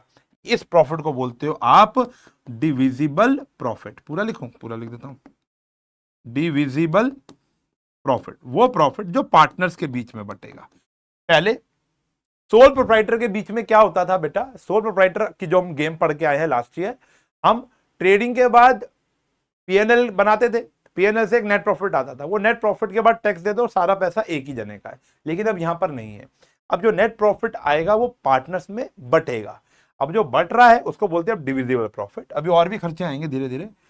फिर आएगा 2,14,760 रुपए, ये पार्टनर से बटेगा। कैसे? इक्वली यानी 107,380 पहले पार्टनर को, 107,380 दूसरे पार्टनर को, आधा आधा बट जाएगा, इक्वली बट दिया, ठीक है ना? तो ए का शेयर होगा इतना और बी का शेयर होगा इतना। पार्टनर है ए, तो ये ए का शेयर है, तो ये ए का शेयर है और एक बी का शेयर है। कौन तंग कर रहा है भाई? बाद में बात करेंगे, ठीक है जी। और ये आ गया बी का शेयर, ये आ गया जी बी का शेयर। बात समझ में आ गई? बात समझ में आ गई? आगे देखते हैं बेटा। तो ये था, तो ये कहानी है। अभी कुछ क्वेश्चन होमवर्क तुम्हारे को भी देंगे। अगर मैं यहां पर लेकर नहीं आऊंगा इसका मतलब ये नहीं कि पीपीटी चेंज भी हो सकती है, ठीक है ना? इसके अंदर कुछ क्वेश्चन ऐड कर दूंगा, थोड़ा ढंग से देख लेना। पीपीटी कहां आएगी? टेलीग्राम पर। होमवर्क भी कहां आएगा? उसी के अंदर अटैच होगा, टेलीग्राम पर। सॉल्यूशन एक सर्टेन समय बाद आएंगे जब तक सारे बच्चे कर लेंगे। पागल मत हो जाना कि सर 1 दिन 2 दिन के अंदर ही दे दो, नहीं। हो सकता है मैं 3 दिन बाद दूं, हो सकता है मैं 4 दिन बाद दूं, लेकिन अगली वीडियो से पहले मैं वो चेक करा दूंगा। इतना मेरा पे भरोसा रखना, ट्रस्ट रखना, पहले भी रखा है आगे भी रखना, ठीक है जी। Charge against profit, appropriation of profit. आ जाओ, पानी पी लो पहले, तुम भी पानी पी लो, मैं भी पी लो, क्योंकि लगभग हमें 50 मिनट हो गए। एक घुट और पीऊंगा।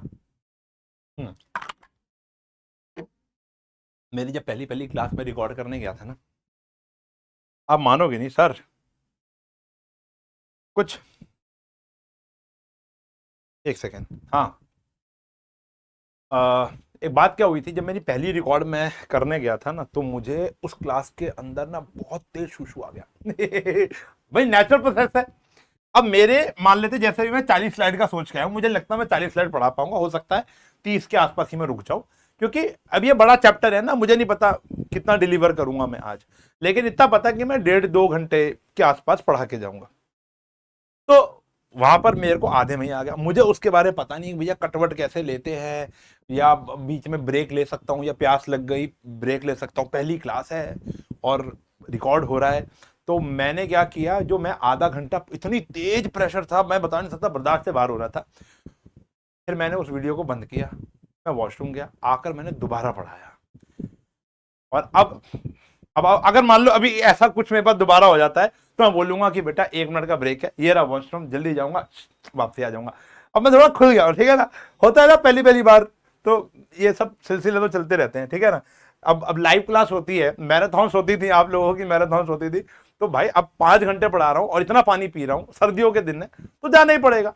तो मैं बच्चों बोलता अब आपकी बारी है, ये आएगा क्वेश्चन, अब आपको करना है। टाइमर लगाता था, माइक बंद करता था, सीधा चला जाता था, माइक नहीं खोल सकता, क्या आवाज आती है ना भाई फिर ठीक है भाई, अब यही है, और क्या करेंगे भाई, अब हम टीचर लोगों को भी तो जाना ही पड़ता है भाई, हम फैक्ट थोड़ा करेंगे।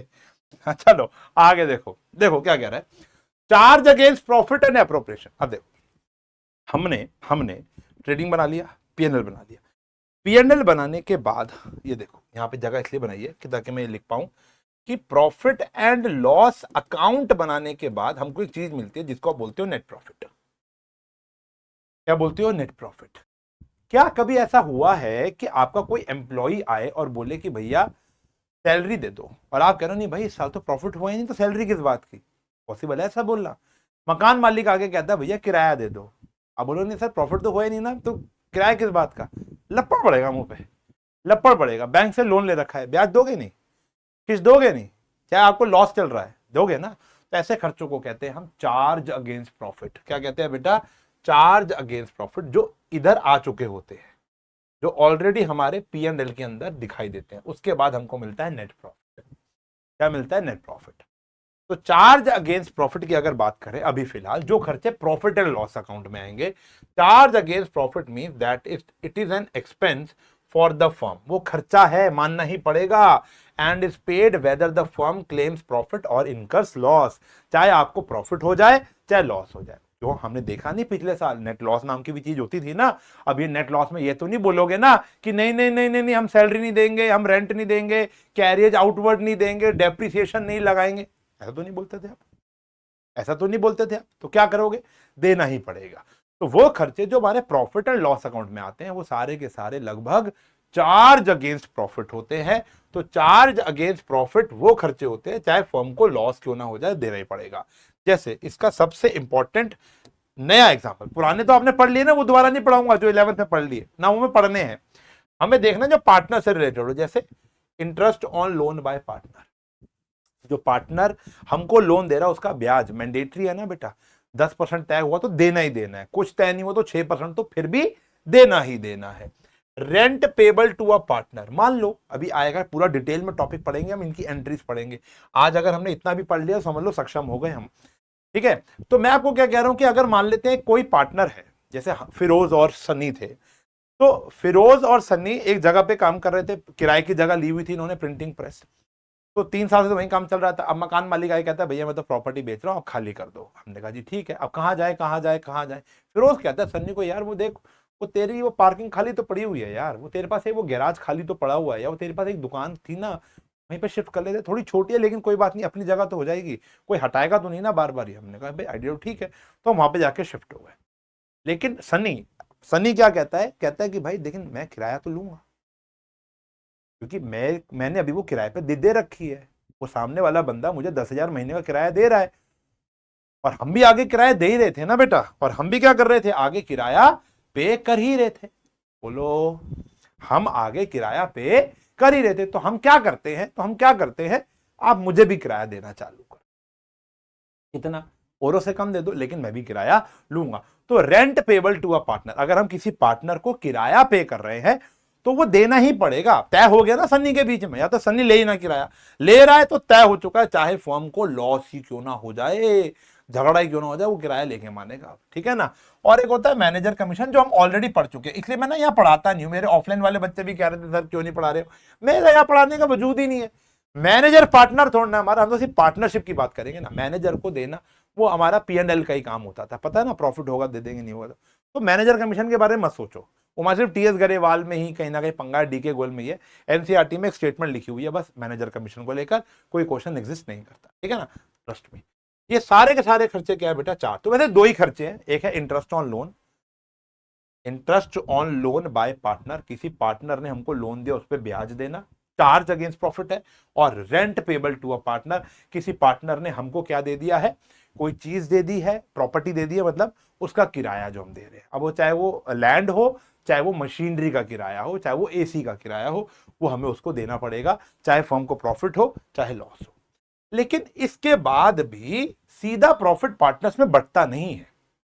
क्या पता हमारी पार्टनरशिप डीड के अंदर लिखा हो कि पार्टनर्स को हम आईओसी देंगे, इंटरेस्ट ऑन कैपिटल। क्या पता किसी एक पार्टनर का बहुत ज्यादा काम हो, हमने कहा कि भैया तेरे को हम सैलरी देंगे। क्या पता एक पार्टनर मार्केटिंग में बहुत ज्यादा बढ़िया हो, क्लाइंट बनाना इसी को ही आता, हमने कहा ठीक है जितना माल बेचेगा उतनी कमीशन भी हम तेरे को देंगे। तो ये सारी की सारी जो चीजें, तीन जो ये खर्चे और आ गए हैं एटसेट्रा, और भी हो सकते हैं, वैसे यही तीन होते हैं, ये सारे के सारे क्या होते हैं, एप्रोप्रिएशन। ये सारे क्या होते हैं, एप्रोप्रिएशन।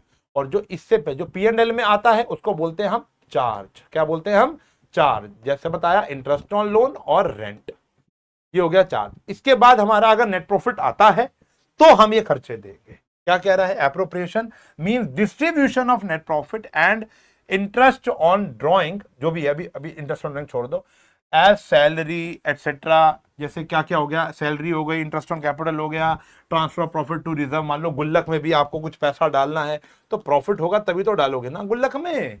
आमदनी अठनी खर्चा रुपया, तो प्रॉफिट गुल्लक में कैसे डालोगे, गुल्लक में तो आप नहीं डाल पाओगे। बात समझ रहे हो जो मैं कहना चाह रहा हूं तुमको, समझो। तो जो नेट प्रॉफिट है मेरे प्यारे बच्चों, क्या है, नेट प्रॉफिट है।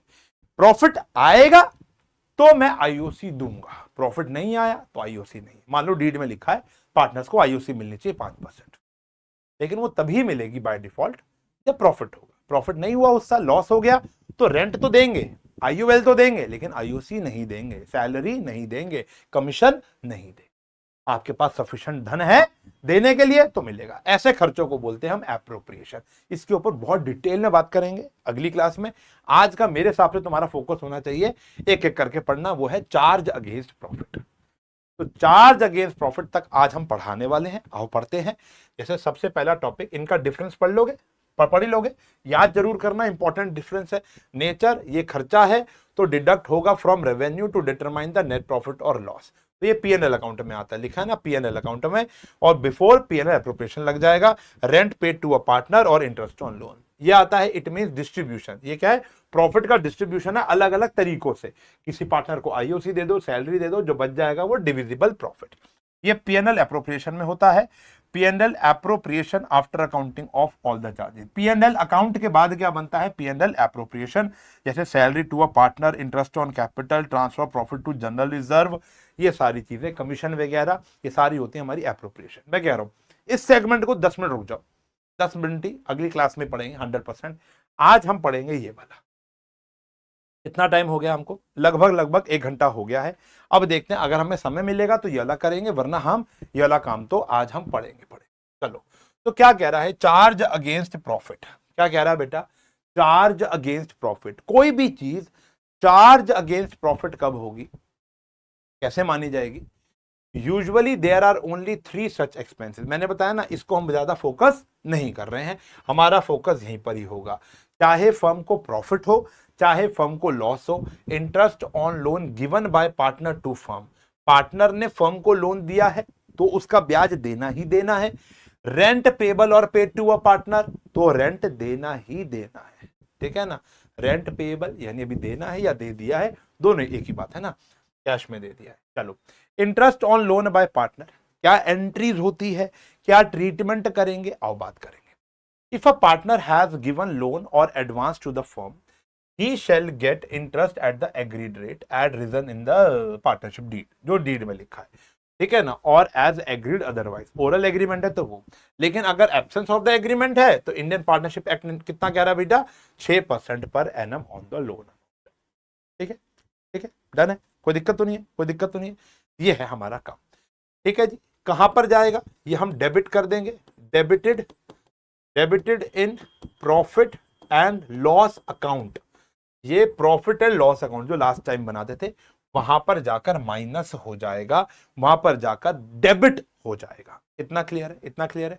चले एंट्री देखें, इसकी एंट्री देख ले, आओ एंट्री देख।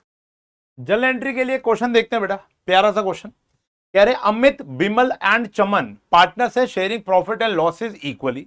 अमित एंड चमन ने लोन दिया है to the firm on 1 October 2021 को। एक ने लोन दिया ₹1,00,000 का, एक ने लोन दिया ₹1,50,000 का। It is agreed that interest 9% per annum है। जब एग्रीड है तो उंगल नहीं करनी। Will be paid on the loan. Books of accounts 31 March को क्लोज हो जाते हैं। Interest loan is yet to be paid. अभी तक लोन पे नहीं किया है, लोन अभी तक पे नहीं, मतलब लोन पे ब्याज पे अभी तक नहीं किया है। 31 मार्च 2022 तक आपने एंट्रीज करनी है। तो एंट्रीज फॉर्मेट बना लेना, मैं नहीं बना रहा हूं। तो सबसे पहले तो 1 अक्टूबर को जो उसकी एंट्री होगी, जो पैसा आपने लिया है उन लोगों से। तो यहां पर आ गया भैया बैंक या cash account debit. Bank account debit to loan by, loan किससे मिला है, पार्टनर का नाम लिखो, loan by Amit to loan by दूसरे पार्टनर का नाम किसने दिया है, अमित और चमन ने। दूसरे पार्टनर का नाम है चमन, ठीक है ना। ये अकाउंट आ गया, ये अकाउंट आ गया, और अमाउंट कितना आ गया भैया, ₹1,00,000 लोन इसने दिया है, ₹1,50,000 लोन इसने दिया है, और टोटल ₹2.5 लाख आपके पास आए हैं। लायबिलिटी बढ़ गई क्रेडिट। नरेशन लिख लेंगे, being amount of loan received. फिर आता है 31 मार्च को। अभी तक पैसा ब्याज का हमने इन पार्टनर्स को नहीं दिया है, ब्याज का पैसा नहीं दिया है, तो हम इंटरेस्ट क्या करेंगे, ड्यू करेंगे। अब इंटरेस्ट हमारा क्या है बेटा, खर्चा है, तो वो आ जाएगा बेटा इंटरेस्ट ऑन लोन, जो भी होगा टोटल अमाउंट देख लेंगे। डेबिट अलग अलग भी लिख सकते हो वैसे तो। टू क्या नाम आ जाएगा, to loan by Amit, Amit का लोन और बढ़ जाएगा क्योंकि ब्याज भी अभी देना है। टू लोन बाय चमन, चमन का लोन और बढ़ जाएगा। अब देखो लोन कितना था बेटा, सीधा सीधा देखो, 1,00,000 का 9% 6 महीने के लिए।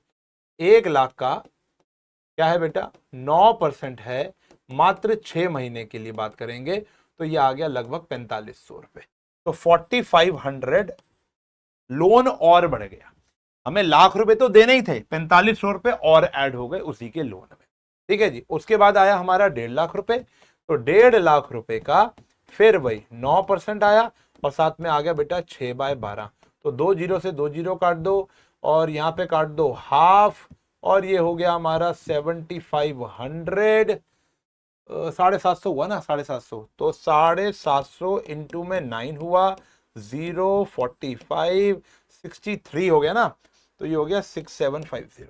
कितना हो गया बेटा, 6750। थोड़ी सी कैलकुलेशन देख लेना। अब इसका टोटल कर दोगे तो हमारा इंटरेस्ट ऑन लोन में आ जाएगा, ये आ गया हमारा 11,250, 11,250। एक एंट्री और अच्छी रहेगी अगर हम करके देते हैं कि 31 मार्च को ये जो इंटरेस्ट ऑन लोन है ये कहां पर जाएगा, ये जाएगा बेटा हमारा प्रॉफिट एंड लॉस अकाउंट में, to interest on loan by partners भी लिख सकते हो, interest on loan by partner भी लिख सकते हो। 11,250, 11,250 ये एंट्री। जर्नल 11 का स्ट्रॉन्ग है ना बेटा, तो कुछ भी अचीव कर लोगे। जर्नल 11 का स्ट्रॉन्ग होना चाहिए। देखो बैंक डेबिट क्यों किया, पैसा आया। लोन क्रेडिट क्यों किया, क्योंकि सर पे बोझ है। इंटरेस्ट ऑन लोन खर्चा है, डेबिट। ये क्यों क्रेडिट किया, क्योंकि अभी हमने इसको पे नहीं किया। मान लो पे कर देते तो interest on loan to cash हो जाता, interest on loan to bank हो जाता। अभी दिया नहीं है, अभी हमारे सर पे बोझ है, बोझ है तो लायबिलिटी बढ़ गई। कौन सी लायबिलिटी बढ़ गई, इसी का लोन बढ़ा दो ना। 1,00,000 तो पहले ही देना है, 4,500 रुपए और ऐड हो गया 6 महीने का ब्याज। समझ में आ गई बात, ऐसा कोई केस है। अब जैसे रेंट पेड और payable to a partner, rent paid और पेबल टू अ पार्टनर, बात समझ आ गई। अभी बताया था रेंट पेड या दे दिया, या पेबल है अभी देना है, is also a charge against profit. It is charge against profit because rent is payable to a partner for letting the firm to use his personal property of the business. When it is paid or payable, it is debited to the rent account and credited to the cash account. अगर हम उसे पे कर देंगे तो entry हो जाएगी rent to cash, जैसे बचपन में करते थे 11th स्टैंडर्ड में। अभी अगर आपने नहीं दिया है तो हम एंट्री क्या करेंगे, rent account debit to rent payable, या आउटस्टैंडिंग रेंट भी कर सकते हो, टू रेंट पेएबल, या आउटस्टैंडिंग रेंट भी कर सकते हो जैसे आप करते थे। फिर रेंट लास्ट में कहां चला जाएगा बेटा, हमारा profit and loss account debit to rent. यहां पर किसी भी पार्टनर का नाम नहीं आता, क्योंकि हम मन में और बुक्स में दोनों में मान के चल रहे हैं कि वो हम बाहरी किसी को किराया दे रहे हैं, भले ही प्रॉपर्टी किसी पार्टनर की हो। तो क्या लिखा हुआ है, व्हेन इट इज पेड और payable it is debited to the rent account and credited to cash account और रेंट पेबल, या तो ये एंट्री होगी या ये होगी। At the end of the year rent account is transfer to the debit side of profit and loss account, P&L to rent. Question देखेंगे ना बिना क्वेश्चन के। अब ये मत सोचो एक एक क्वेश्चन नहीं करा रहा हूं बेटा, अभी सारे मैंने लाइन लाइन लगा दूंगा क्वेश्चनों की। देखो अब सिर्फ क्वेश्चन ही होंगे, ये वाला टॉपिक नहीं शुरू करूंगा आज, इससे पहले ये सारे के सारे क्वेश्चन करा के जाऊंगा। आप देखो ठीक है ना। P&L एप्रोप्रिएशन का कोई फॉर्मेट नहीं, एप्रोप्रिएशन वाला काम अगली क्लास से स्टार्ट करेंगे। अमृत और बिमल, यही है ना क्वेश्चन, हाँ जी। अमृत और Bimal are partners sharing profit equally है। Bimal has given his property on rent to the firm on 1 April at a monthly rent of 5,000। ठीक है जी। The firm paid him rent for April to February, अप्रैल से फरवरी तक का किराया दे दिया है, यानी 55,000 रुपए दे चुके हैं। अप्रैल, मई, जून, जुलाई, अगस्त, सितंबर, अक्टूबर, नवंबर, दिसंबर, जनवरी, फरवरी, 11 महीने का किराया दे चुके हैं बाय इशूइंग चेक ऑन 1 मार्च। तो सबसे पहले 1 मार्च को किराया पे कर दो भैया। क्या एंट्री होती है, रेंट अकाउंट डेबिट, बचपन वाली एंट्री है, कुछ नया नहीं है। टू चेक दिया है तो बैंक अकाउंट। 11 महीने का किराया कितना हो गया भैया हमारा, 55,000 रुपया, बहुत ही बढ़िया। 1 महीने का अभी भी क्या है, मार्च का अभी भी स्टिल पेबल है, तो वो 31 मार्च को हम यहाँ ड्यू कर देंगे, उसकी एंट्री हो जाएगी रेंट अकाउंट डेबिट। अब बच्चे कहते हैं सर एक ही एंट्री नहीं कर सकते, नहीं कर सकते, डेट अलग है ना बेटा। टू रेंट पेएबल या आउटस्टैंडिंग रेंट, रेंट पेएबल या आउटस्टैंडिंग रेंट, कुछ भी लिख सकते हो बेटा। 5,000 आ गया, 5,000 आ गया। उसके बाद कह रहे हैं जब साल खत्म हो गया तो 31 मार्च को इन सारे खर्चों को राइट ऑफ भी करना पड़ेगा, खत्म करना पड़ेगा, नष्ट करना पड़ेगा। कहां ट्रांसफर हो जाएंगे, P&L, थोड़ा सा यहां पे लिखता हूं, 31 मार्च, ठीक है ना। Profit and loss account debit to rent, कितना किराया आ गया बेटा, टोटल कितना पे किया या पे करना है अभी, 60, दोनों को मिलाकर ये हो गया हमारा चार्ज अगेंस्ट प्रॉफिट। सही है जी। अब एक ही क्वेश्चन में रेंट भी आ जाएगा, वो भी आ जाएगा। सर वो तो पढ़ाया नहीं। अगर हम किसी पार्टनर को लोन दें बेटा, अभी हम यहाँ खर्चों की बात कर रहे हैं, वो तो हमारी इनकम होनी शुरू हो जाएगी ना, वो हमको ब्याज देगा ना, अभी उसकी बात नहीं करेंगे बेटा। ऐसा कोई भी अंश नहीं छोड़ूंगा जो इस चैप्टर में तुमको लगेगा कि मैंने छोड़ दिया हो, एक भी नहीं छोड़ूंगा, चिंता मत करो। समझ लो, लेयर दर लेयर चलते हैं, मजा आएगा बेटा, तभी मजा आएगा। क्या कह रहे हैं, bat and ball, bat and ball partners हैं जी। क्या कह रहे हैं, बैट एंड बॉल पार्टनर्स है, sharing the profit in the ratio of 2:3 with the capital of 1,20,000 and 60,000। On 1 October bat and ball gave loan of 2,40,000 and 1,20,000 respectively to the firm. Bat had allowed the firm to use his property of the business on the monthly rent of 5,000। लेकिन उस साल firm को क्या हो गया है, loss हो गया है। अभी रेंट वगैरह कुछ नहीं दिया, ब्याज वगैरह कुछ नहीं दिया, फिर भी 9,000 का क्या हो गया, लॉस। अब 9,000 का अगर हमें लॉस हो गया है तो क्या हम ये दोनों खर्चे देंगे, 3 तक गिनूंगा, जल्दी बताओ। हमें लॉस हो चुका है, क्या ब्याज दूं, क्या मैं रेंट दूं, 3 तक गिनूंगा, यस या नो, 1, 2 या 3। आंसर इज यस, देना ही पड़ेगा, क्योंकि ये दोनों खर्चे कौन से हैं, चार्ज अगेंस्ट प्रॉफिट। अब आपको डिस्ट्रीब्यूशन शो करनी है, एंट्री शो नहीं करनी। तो देखो सबसे पहले तो हम क्या करेंगे, सबसे पहले तो हम करेंगे इंटरेस्ट ऑन लोन कैलकुलेट कर लेते हैं। इंटरेस्ट ऑन लोन किसका, बैट का निकाल लो। बैट का इंटरेस्ट ऑन लोन कितना भैया, 1,20,000 रुपए लोन दिया है, सॉरी 2,40,000 रुपए लोन दिया है। लोन कितना दिया बेटा, 2,40,000। उसके ऊपर ब्याज कितना है, कुछ नहीं कह रखा, तो कितना होगा बेटा, 6% होगा। और कितने महीने के लिए होगा बेटा, 6 महीने के लिए होगा। ऐसी तो होगा ना। Bat and ball gave loan of 2,40,000, कब दिया है, 1 अक्टूबर को दिया, तो 6 महीने का, बाय डिफॉल्ट परसेंटेज 6%। तो निकालो भैया, ये आया 10 से 10, 10 से 10, यहां पर कटा 2 और यहां पे कटा 3, ये कट गया, तो 24 3 7200 हो गया। ऐसी बॉल का निकाल लो बेटा। बॉल का क्या है भैया, 1,20,000 लोन दिया उसने, उसका आया 6%, और कितने महीने के लिए आया, 6/12। कितना लोन दिया, 1,20। तो यहां पर आ गया बेटा ये 3,600 आ गया, रुपीस का साइन डाल देना। ठीक है जी। तो अगर हम अपना लॉस गिनवाएं, लॉस कितना था, 9,000, प्लस कर देंगे इसके अंदर से हम IOL, क्योंकि और बढ़ जाएगा लॉस हमारा, कितना है interest on loan, total cumulate कर लोगे तो 10,800, 10,800 और लोन हो गया। फिर इसके अंदर बात कर दोगे रेंट की, तो रेंट क्या कह रहे हैं, Pat had allowed the firm to use his property, 5,000 रुपए मंथली रेंट है, साल का कितना हो गया बेटा 60,000। उसके लिए कोई डेट नहीं दे रखी अक्टूबर की, वो पूरे साल का लगेगा। 60,000 कितना हो गया, कितना हो गया, कितना हो गया, ये हो गया बेटा हमारा 79800। ये हमारा क्या आया है, डिविजिबल लॉस। और ये बट जाएगा दोनों पार्टनर में, किसमें बट जाएगा, बैट में, और बट जाएगा बॉल में, वो भी इक्वली। तो 79800 को हम डिवाइड करेंगे 2 से, ठीक है जी, जो कि आएगा 393 आ गया, 9 आ गया, हाँ 39900 ऐसे कुछ आएगा ना, चेक कर लो भाई, कैलकुलेशन ठीक है ना मेरी, 79, हाँ ठीक ही होगी, देख लेना यार, 39900 आ रहा है, 39900 ऐसे करके कुछ हमारा डिविजिबल प्रॉफिट ये आ जाएगा, लॉस आ जाएगा। सही है जी, चार्ज अगेंस्ट है, हमें चाहे लॉस हो हमें प्रॉफिट हो, ये खर्चा हमको करना ही पड़ेगा। और देखो तेरी इतना बड़ा क्वेश्चन कुछ नहीं है, देखो 2 केस कर लेंगे, 1 केस तुमको दे देंगे, क्या हो गया, हो गया छोटा। क्या कह रहा है, अखिल और भारत पार्टनर है शेयरिंग प्रॉफिट एंड लॉसेस। देखो ये बात तुम मेरी जानते हो पुरानी, 1 साल पुरानी बात जानते हो तुम मेरी, प्रैक्टिस में कमी नहीं छोड़ता, चाहे वो मैथ्स हो चाहे अकाउंट्स हो, सिर्फ कॉन्सेप्ट बताकर भागना मेरा काम नहीं है, पूरा पढ़ाऊंगा तरीके से। अखिल और भारत पार्टनर्स है sharing profit and losses 2:3, 2 lakh और 1 लाख उनकी कैपिटल है। ऑन 1 अक्टूबर 2018 अखिल और भारत ने लोन दिया 4 लाख और 2 lakh to the firm. Partnership deed silent on the payment of interest on partners loan. Determine the amount of the profit for the year ended 31 March 2019 in each of the following cases to be distributed among the partners.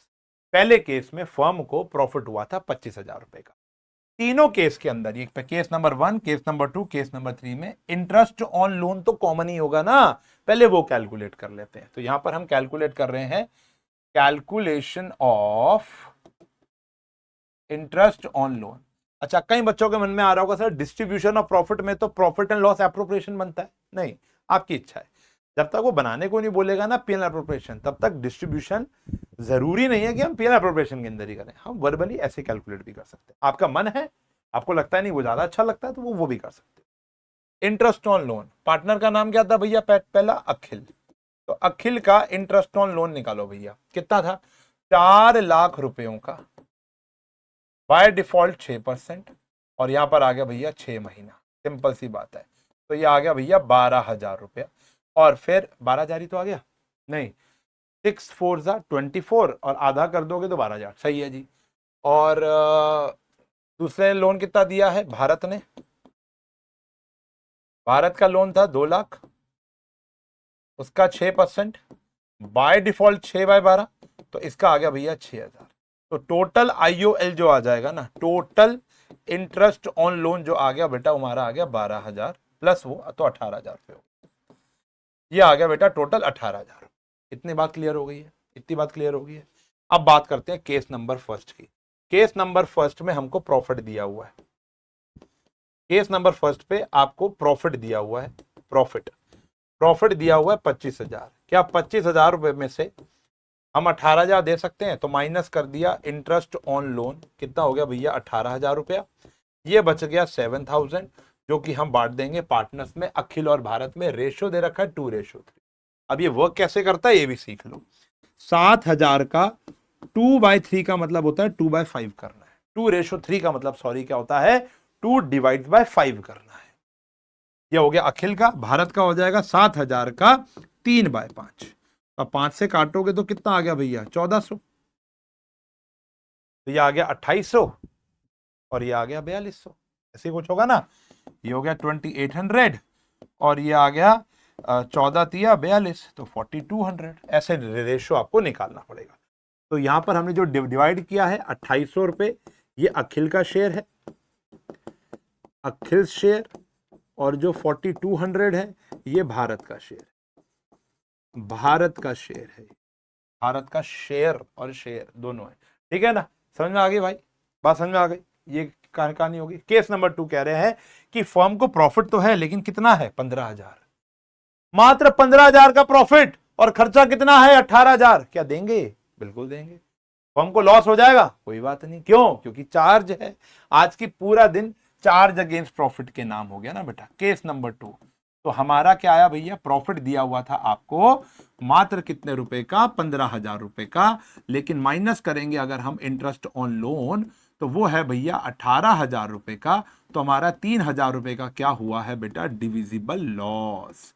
अब ये 3,000 रुपए 2:3 में बांटना है। 2:3 में बांटना, जैसे वो बांटा। तो कैसे बांटोगे बेटा?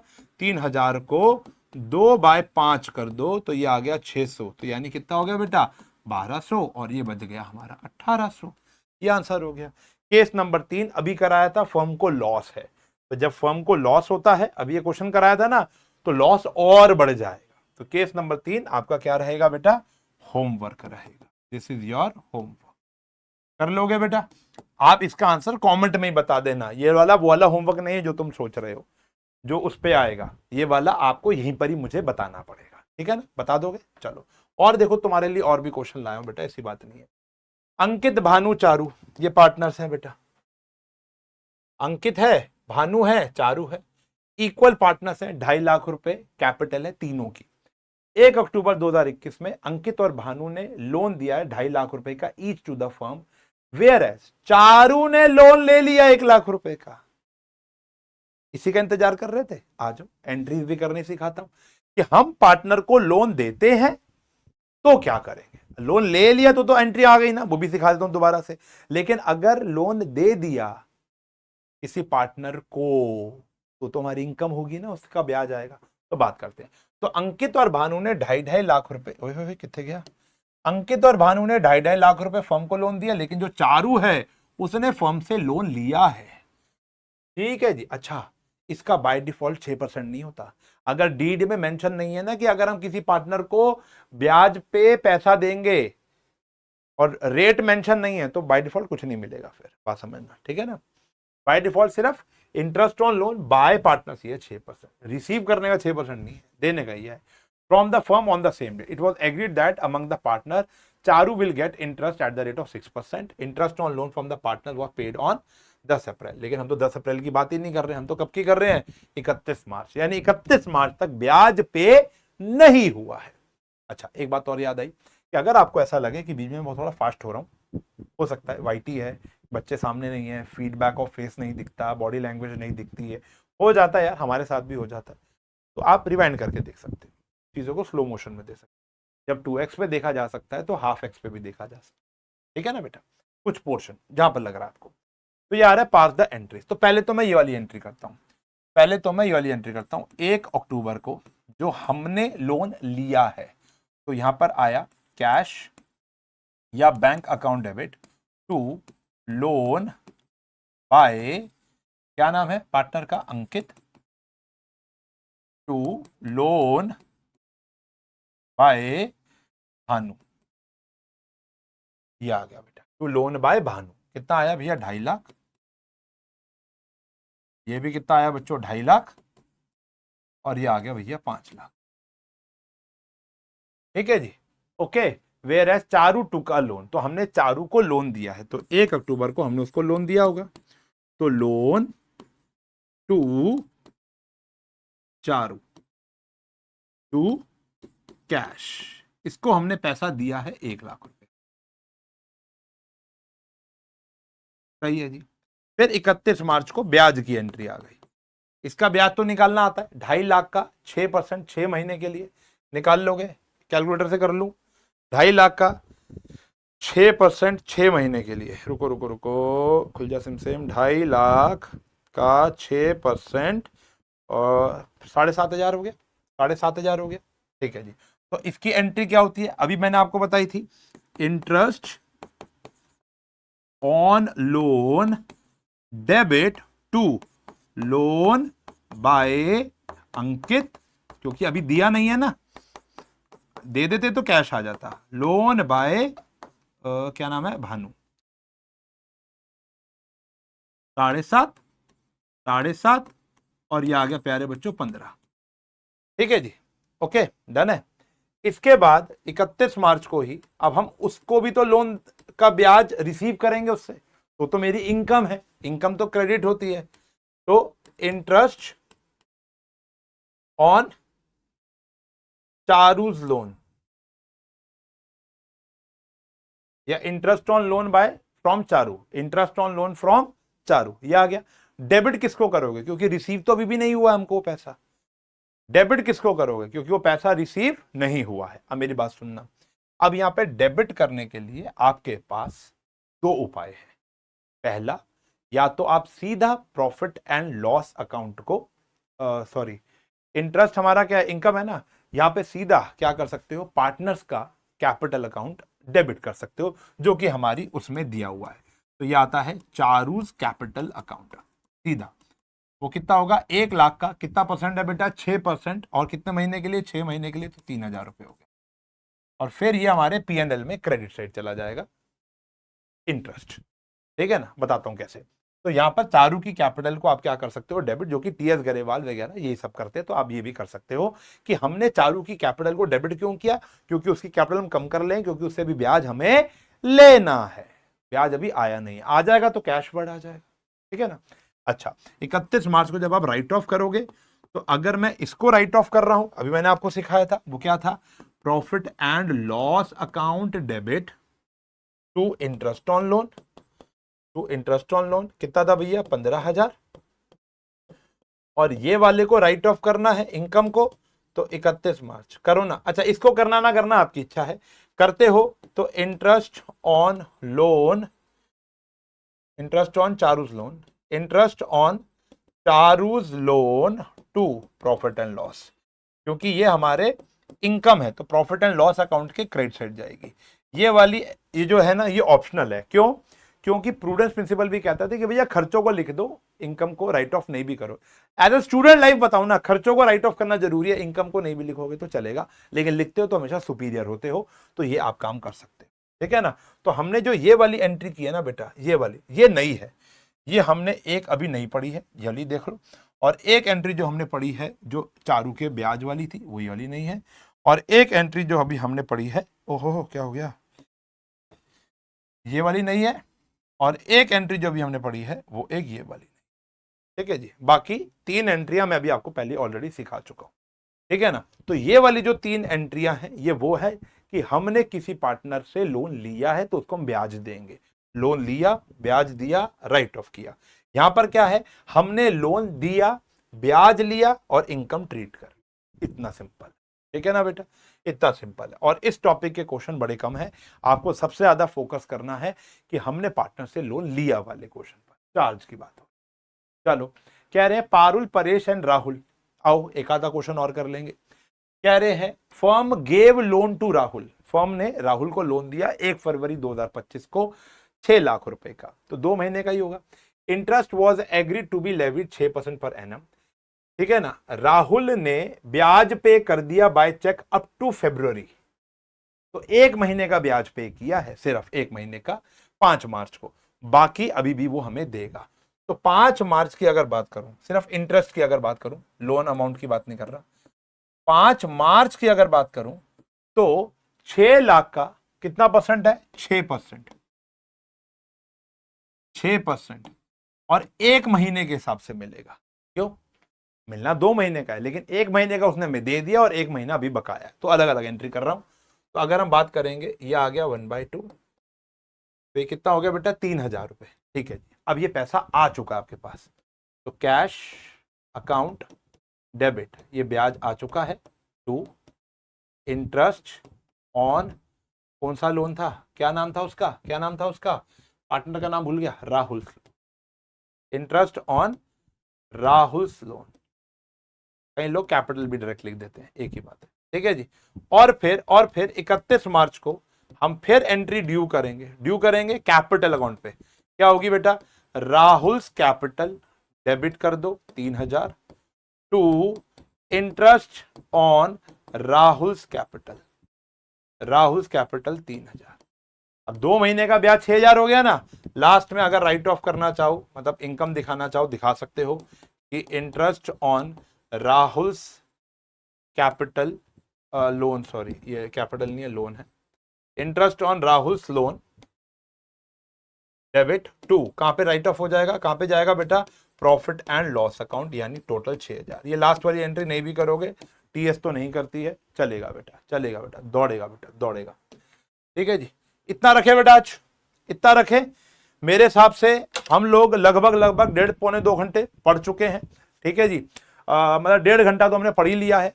अब अगर मैं यहां पर पीएनएल एप्रोप्रिएशन की बात हल्की फुल्की करूं तुम्हारे साथ कि हम अगली क्लास में कहां पे शुरू करने वाले हैं, तो हमने ना चार्ज अगेंस्ट प्रॉफिट वाले खर्चे देख लिए हैं, which is rent payable to a partner और दूसरा interest on loan by partner. ठीक है ना, तो ये दो चीजें हमने, उनकी एंट्री भी देख ली, सब कुछ देख ली। लेकिन जो इस साल का मेजर गेम है, मेजर जो हमें बातें पढ़नी है, वो पीएनएल एप्रोप्रिएशन की है। तो मैं यहां पर जगह छोड़ के आया था कि पीएनएल एप्रोप्रिएशन का फॉर्मेट बताऊंगा, उसके बाद मैं बताऊंगा कुछ क्वेश्चन कराऊंगा पीएनएल एप्रोप्रिएशन के। देखो ये मैं कुछ क्वेश्चन लेकर आया था, और फिर हम चलेंगे इनके इंडिविजुअल। जैसे अभी हमने एप्रोप्रिएशन की बात अभी हमने की थी, तो हमने 4 चीजें पढ़ी थी। एक था इंटरेस्ट ऑन कैपिटल, एक थी हमारी सैलरी, एक थी हमारी कमीशन, एक था जनरल रिजर्व, और कहीं ना कहीं एक इनकम और जुड़ी होती है फर्म की, वो है इंटरेस्ट ऑन ड्रॉइंग। ठीक है ना, अब समझ के चलना, 2 पार्टनर है, फर्म हो गई प्रिंटिंग प्रेस, पार्टनर हो गए सन्नी और फिरोज। तो अब ये दोनों फर्म में जो पैसा आ रहा है उससे आईओसी, अब नेट प्रॉफिट आ चुका है हमारा। ठीक है ना, ये सब खर्चे करने के बाद नेट प्रॉफिट आ चुका है। ये आने के बाद आईओसी ले सकते हैं, सैलरी ले सकते हैं, कमीशन ले सकते हैं, और आईओडी दे सकते हैं। तो ये गिव एंड टेक जो पार्टनर्स के बीच में होता है ना, जो तभी होगा जब उस नेट प्रॉफिट आएगा। भाई पहले प्रॉफिट तो आए तभी तो आईओसी ले पाऊंगा, वरना ले ही नहीं पाऊंगा। सैलरी तभी तो ले पाऊंगा जब मैं मांगने योग्य होऊंगा। भाई पहले प्रॉफिट तो हो, है ही नहीं तो मैं नहीं ले पाऊंगा। सही है ना, कमीशन नहीं ले पाऊंगा, गुल्लक में कब डालूंगा, जनरल रिजर्व की नहीं। हाँ, अगर आईओडी देनी है वो मैं दे सकता हूं। फिर जो ये हमारा पूल बन गया, जो पैसा आ गया, इसके हिसाब किताब के लिए 2 अकाउंट बनते हैं। पहला होता है profit and loss appropriation account. Sole proprietor के केस में क्या होता था, पीएनएल बनाने के तुरंत बाद बैलेंस शीट बनती थी, क्योंकि और कोई हिसाब करने वाला योग्य, भाई सारा पैसा मेरा ही है। लेकिन अब इन दोनों चीजों के बीच में, पीएनएल और बैलेंस शीट के बीच में 2 अकाउंट बनेंगे। पहला पीएनएल एप्रोप्रिएशन, कि अब जो हमारे पास प्रॉफिट आया है उसके टुकड़े कर लो अलग अलग तरीकों से। आईओसी लेनी है आईओसी ले लो, सैलरी लेनी है सैलरी ले लो, दोनों लेनी है दोनों ले लो। फिर जो बच जाएगा वो डिविजिबल प्रॉफिट हो गया। उसके बाद पार्टनर्स इंडिविजुअल अपनी कैपिटल बढ़ाएंगे या कम करेंगे। जैसे आपको लगता है राहुल की कैपिटल कम हो गई, तो इसके लिए राहुल की कैपिटल का लेजर बनना बहुत जरूरी है। तो पार्टनर्स की कैपिटल अकाउंट का एक लेजर अकाउंट बनाएंगे। ठीक है ना, तो वो 2 अकाउंट हम बना देंगे। अगली क्लास के अंदर हम इंडिविजुअली काम करेंगे आईओसी के ऊपर। दिखाऊं, अभी नहीं दिखा, सस्पेंस क्यों खोल दूं। हम इंडिविजुअली बात करेंगे सिर्फ इंटरेस्ट ऑन कैपिटल के ऊपर, इंडिविजुअली बात करेंगे सैलरी के ऊपर, इंडिविजुअली जैसे आप दोनों की इंडिविजुअली बात की है, बात करेंगे कमीशन के ऊपर, इंटरेस्ट ऑन ड्रॉइंग के 11 केसेस हैं उनके ऊपर, इंटरेस्ट ऑन कैपिटल 2 प्रकार की कैपिटल होती है, फिक्स्ड और फ्लक्चुएटिंग, इनके ऊपर। लेकिन तब तक आप इतना काम करो, एंड अगर आप नई टीएस गरेवाल फॉलो कर रहे हो तो 19 क्वेश्चन है, लगभग 18-19 क्वेश्चन है जो आप कर सकते हो। ठीक है ना, वो मैं बता दूंगा, अब मैं आपको पीपीटी भेज दूंगा, उसके अंदर कुछ क्वेश्चन होंगे। आज हमारा सबसे ज्यादा समय फाउंडेशन बनाने में लग गया। ठीक है ना, अगली जो हमारी 1.5-2 मैं सोचूंगा कि अगले लेक्चर थोड़ा बड़ा हो जाए, तो वो जो लेक्चर होगा और जो जल्दी आएगा, लेट नहीं करूंगा, जो जल्दी आएगा उसके अंदर हम ये सारे इंडिविजुअल पोर्शंस को कवर अप करेंगे। ठीक है ना, ऑलराइट। फीडबैक जरूरी चाहिए, लाइक जरूरी चाहिए, दोस्तों के साथ शेयरिंग जरूर चाहिए, और एक प्रॉमिस और चाहिए। देखते हैं यहां तक कौन पहुंचा है। बोलो, आई प्रॉमिस कि मैं सारे लेक्चर्स देखूंगा। सिर्फ L1 देखने के बाद ना बच्चे गायब हो जाते हैं। नहीं बेटा, अगर मैं 1 शॉट डालता हूं तो उसकी रीच अच्छी रहती है। L1 L2 करके डालता हूं तो मेरा मनोबल टूटेगा अगर आप नहीं देखोगे तो।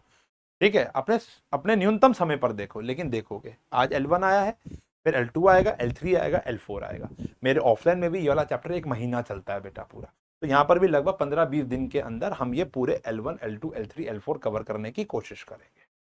ठीक है बेटा, लेकिन कंटेंट आएगा, आपको साथ साथ काम करना है। अपना फीडबैक्स, अपने डाउट्स इस कमेंट सेक्शन में भर दोगे, बेटर रहेगा। जितनी बात मैं आपसे करता हूं वो करोगे तो और मजा आएगा, ऐसा लगेगा कि हम ट्यूशन सेंटर में ही पढ़ रहे हैं, स्कूल के अंदर ही पढ़ रहे हैं। ऑलराइट, तो मिलूंगा अगले लेक्चर में, तब तक के लिए bye bye, take care, have a nice day प्यारे।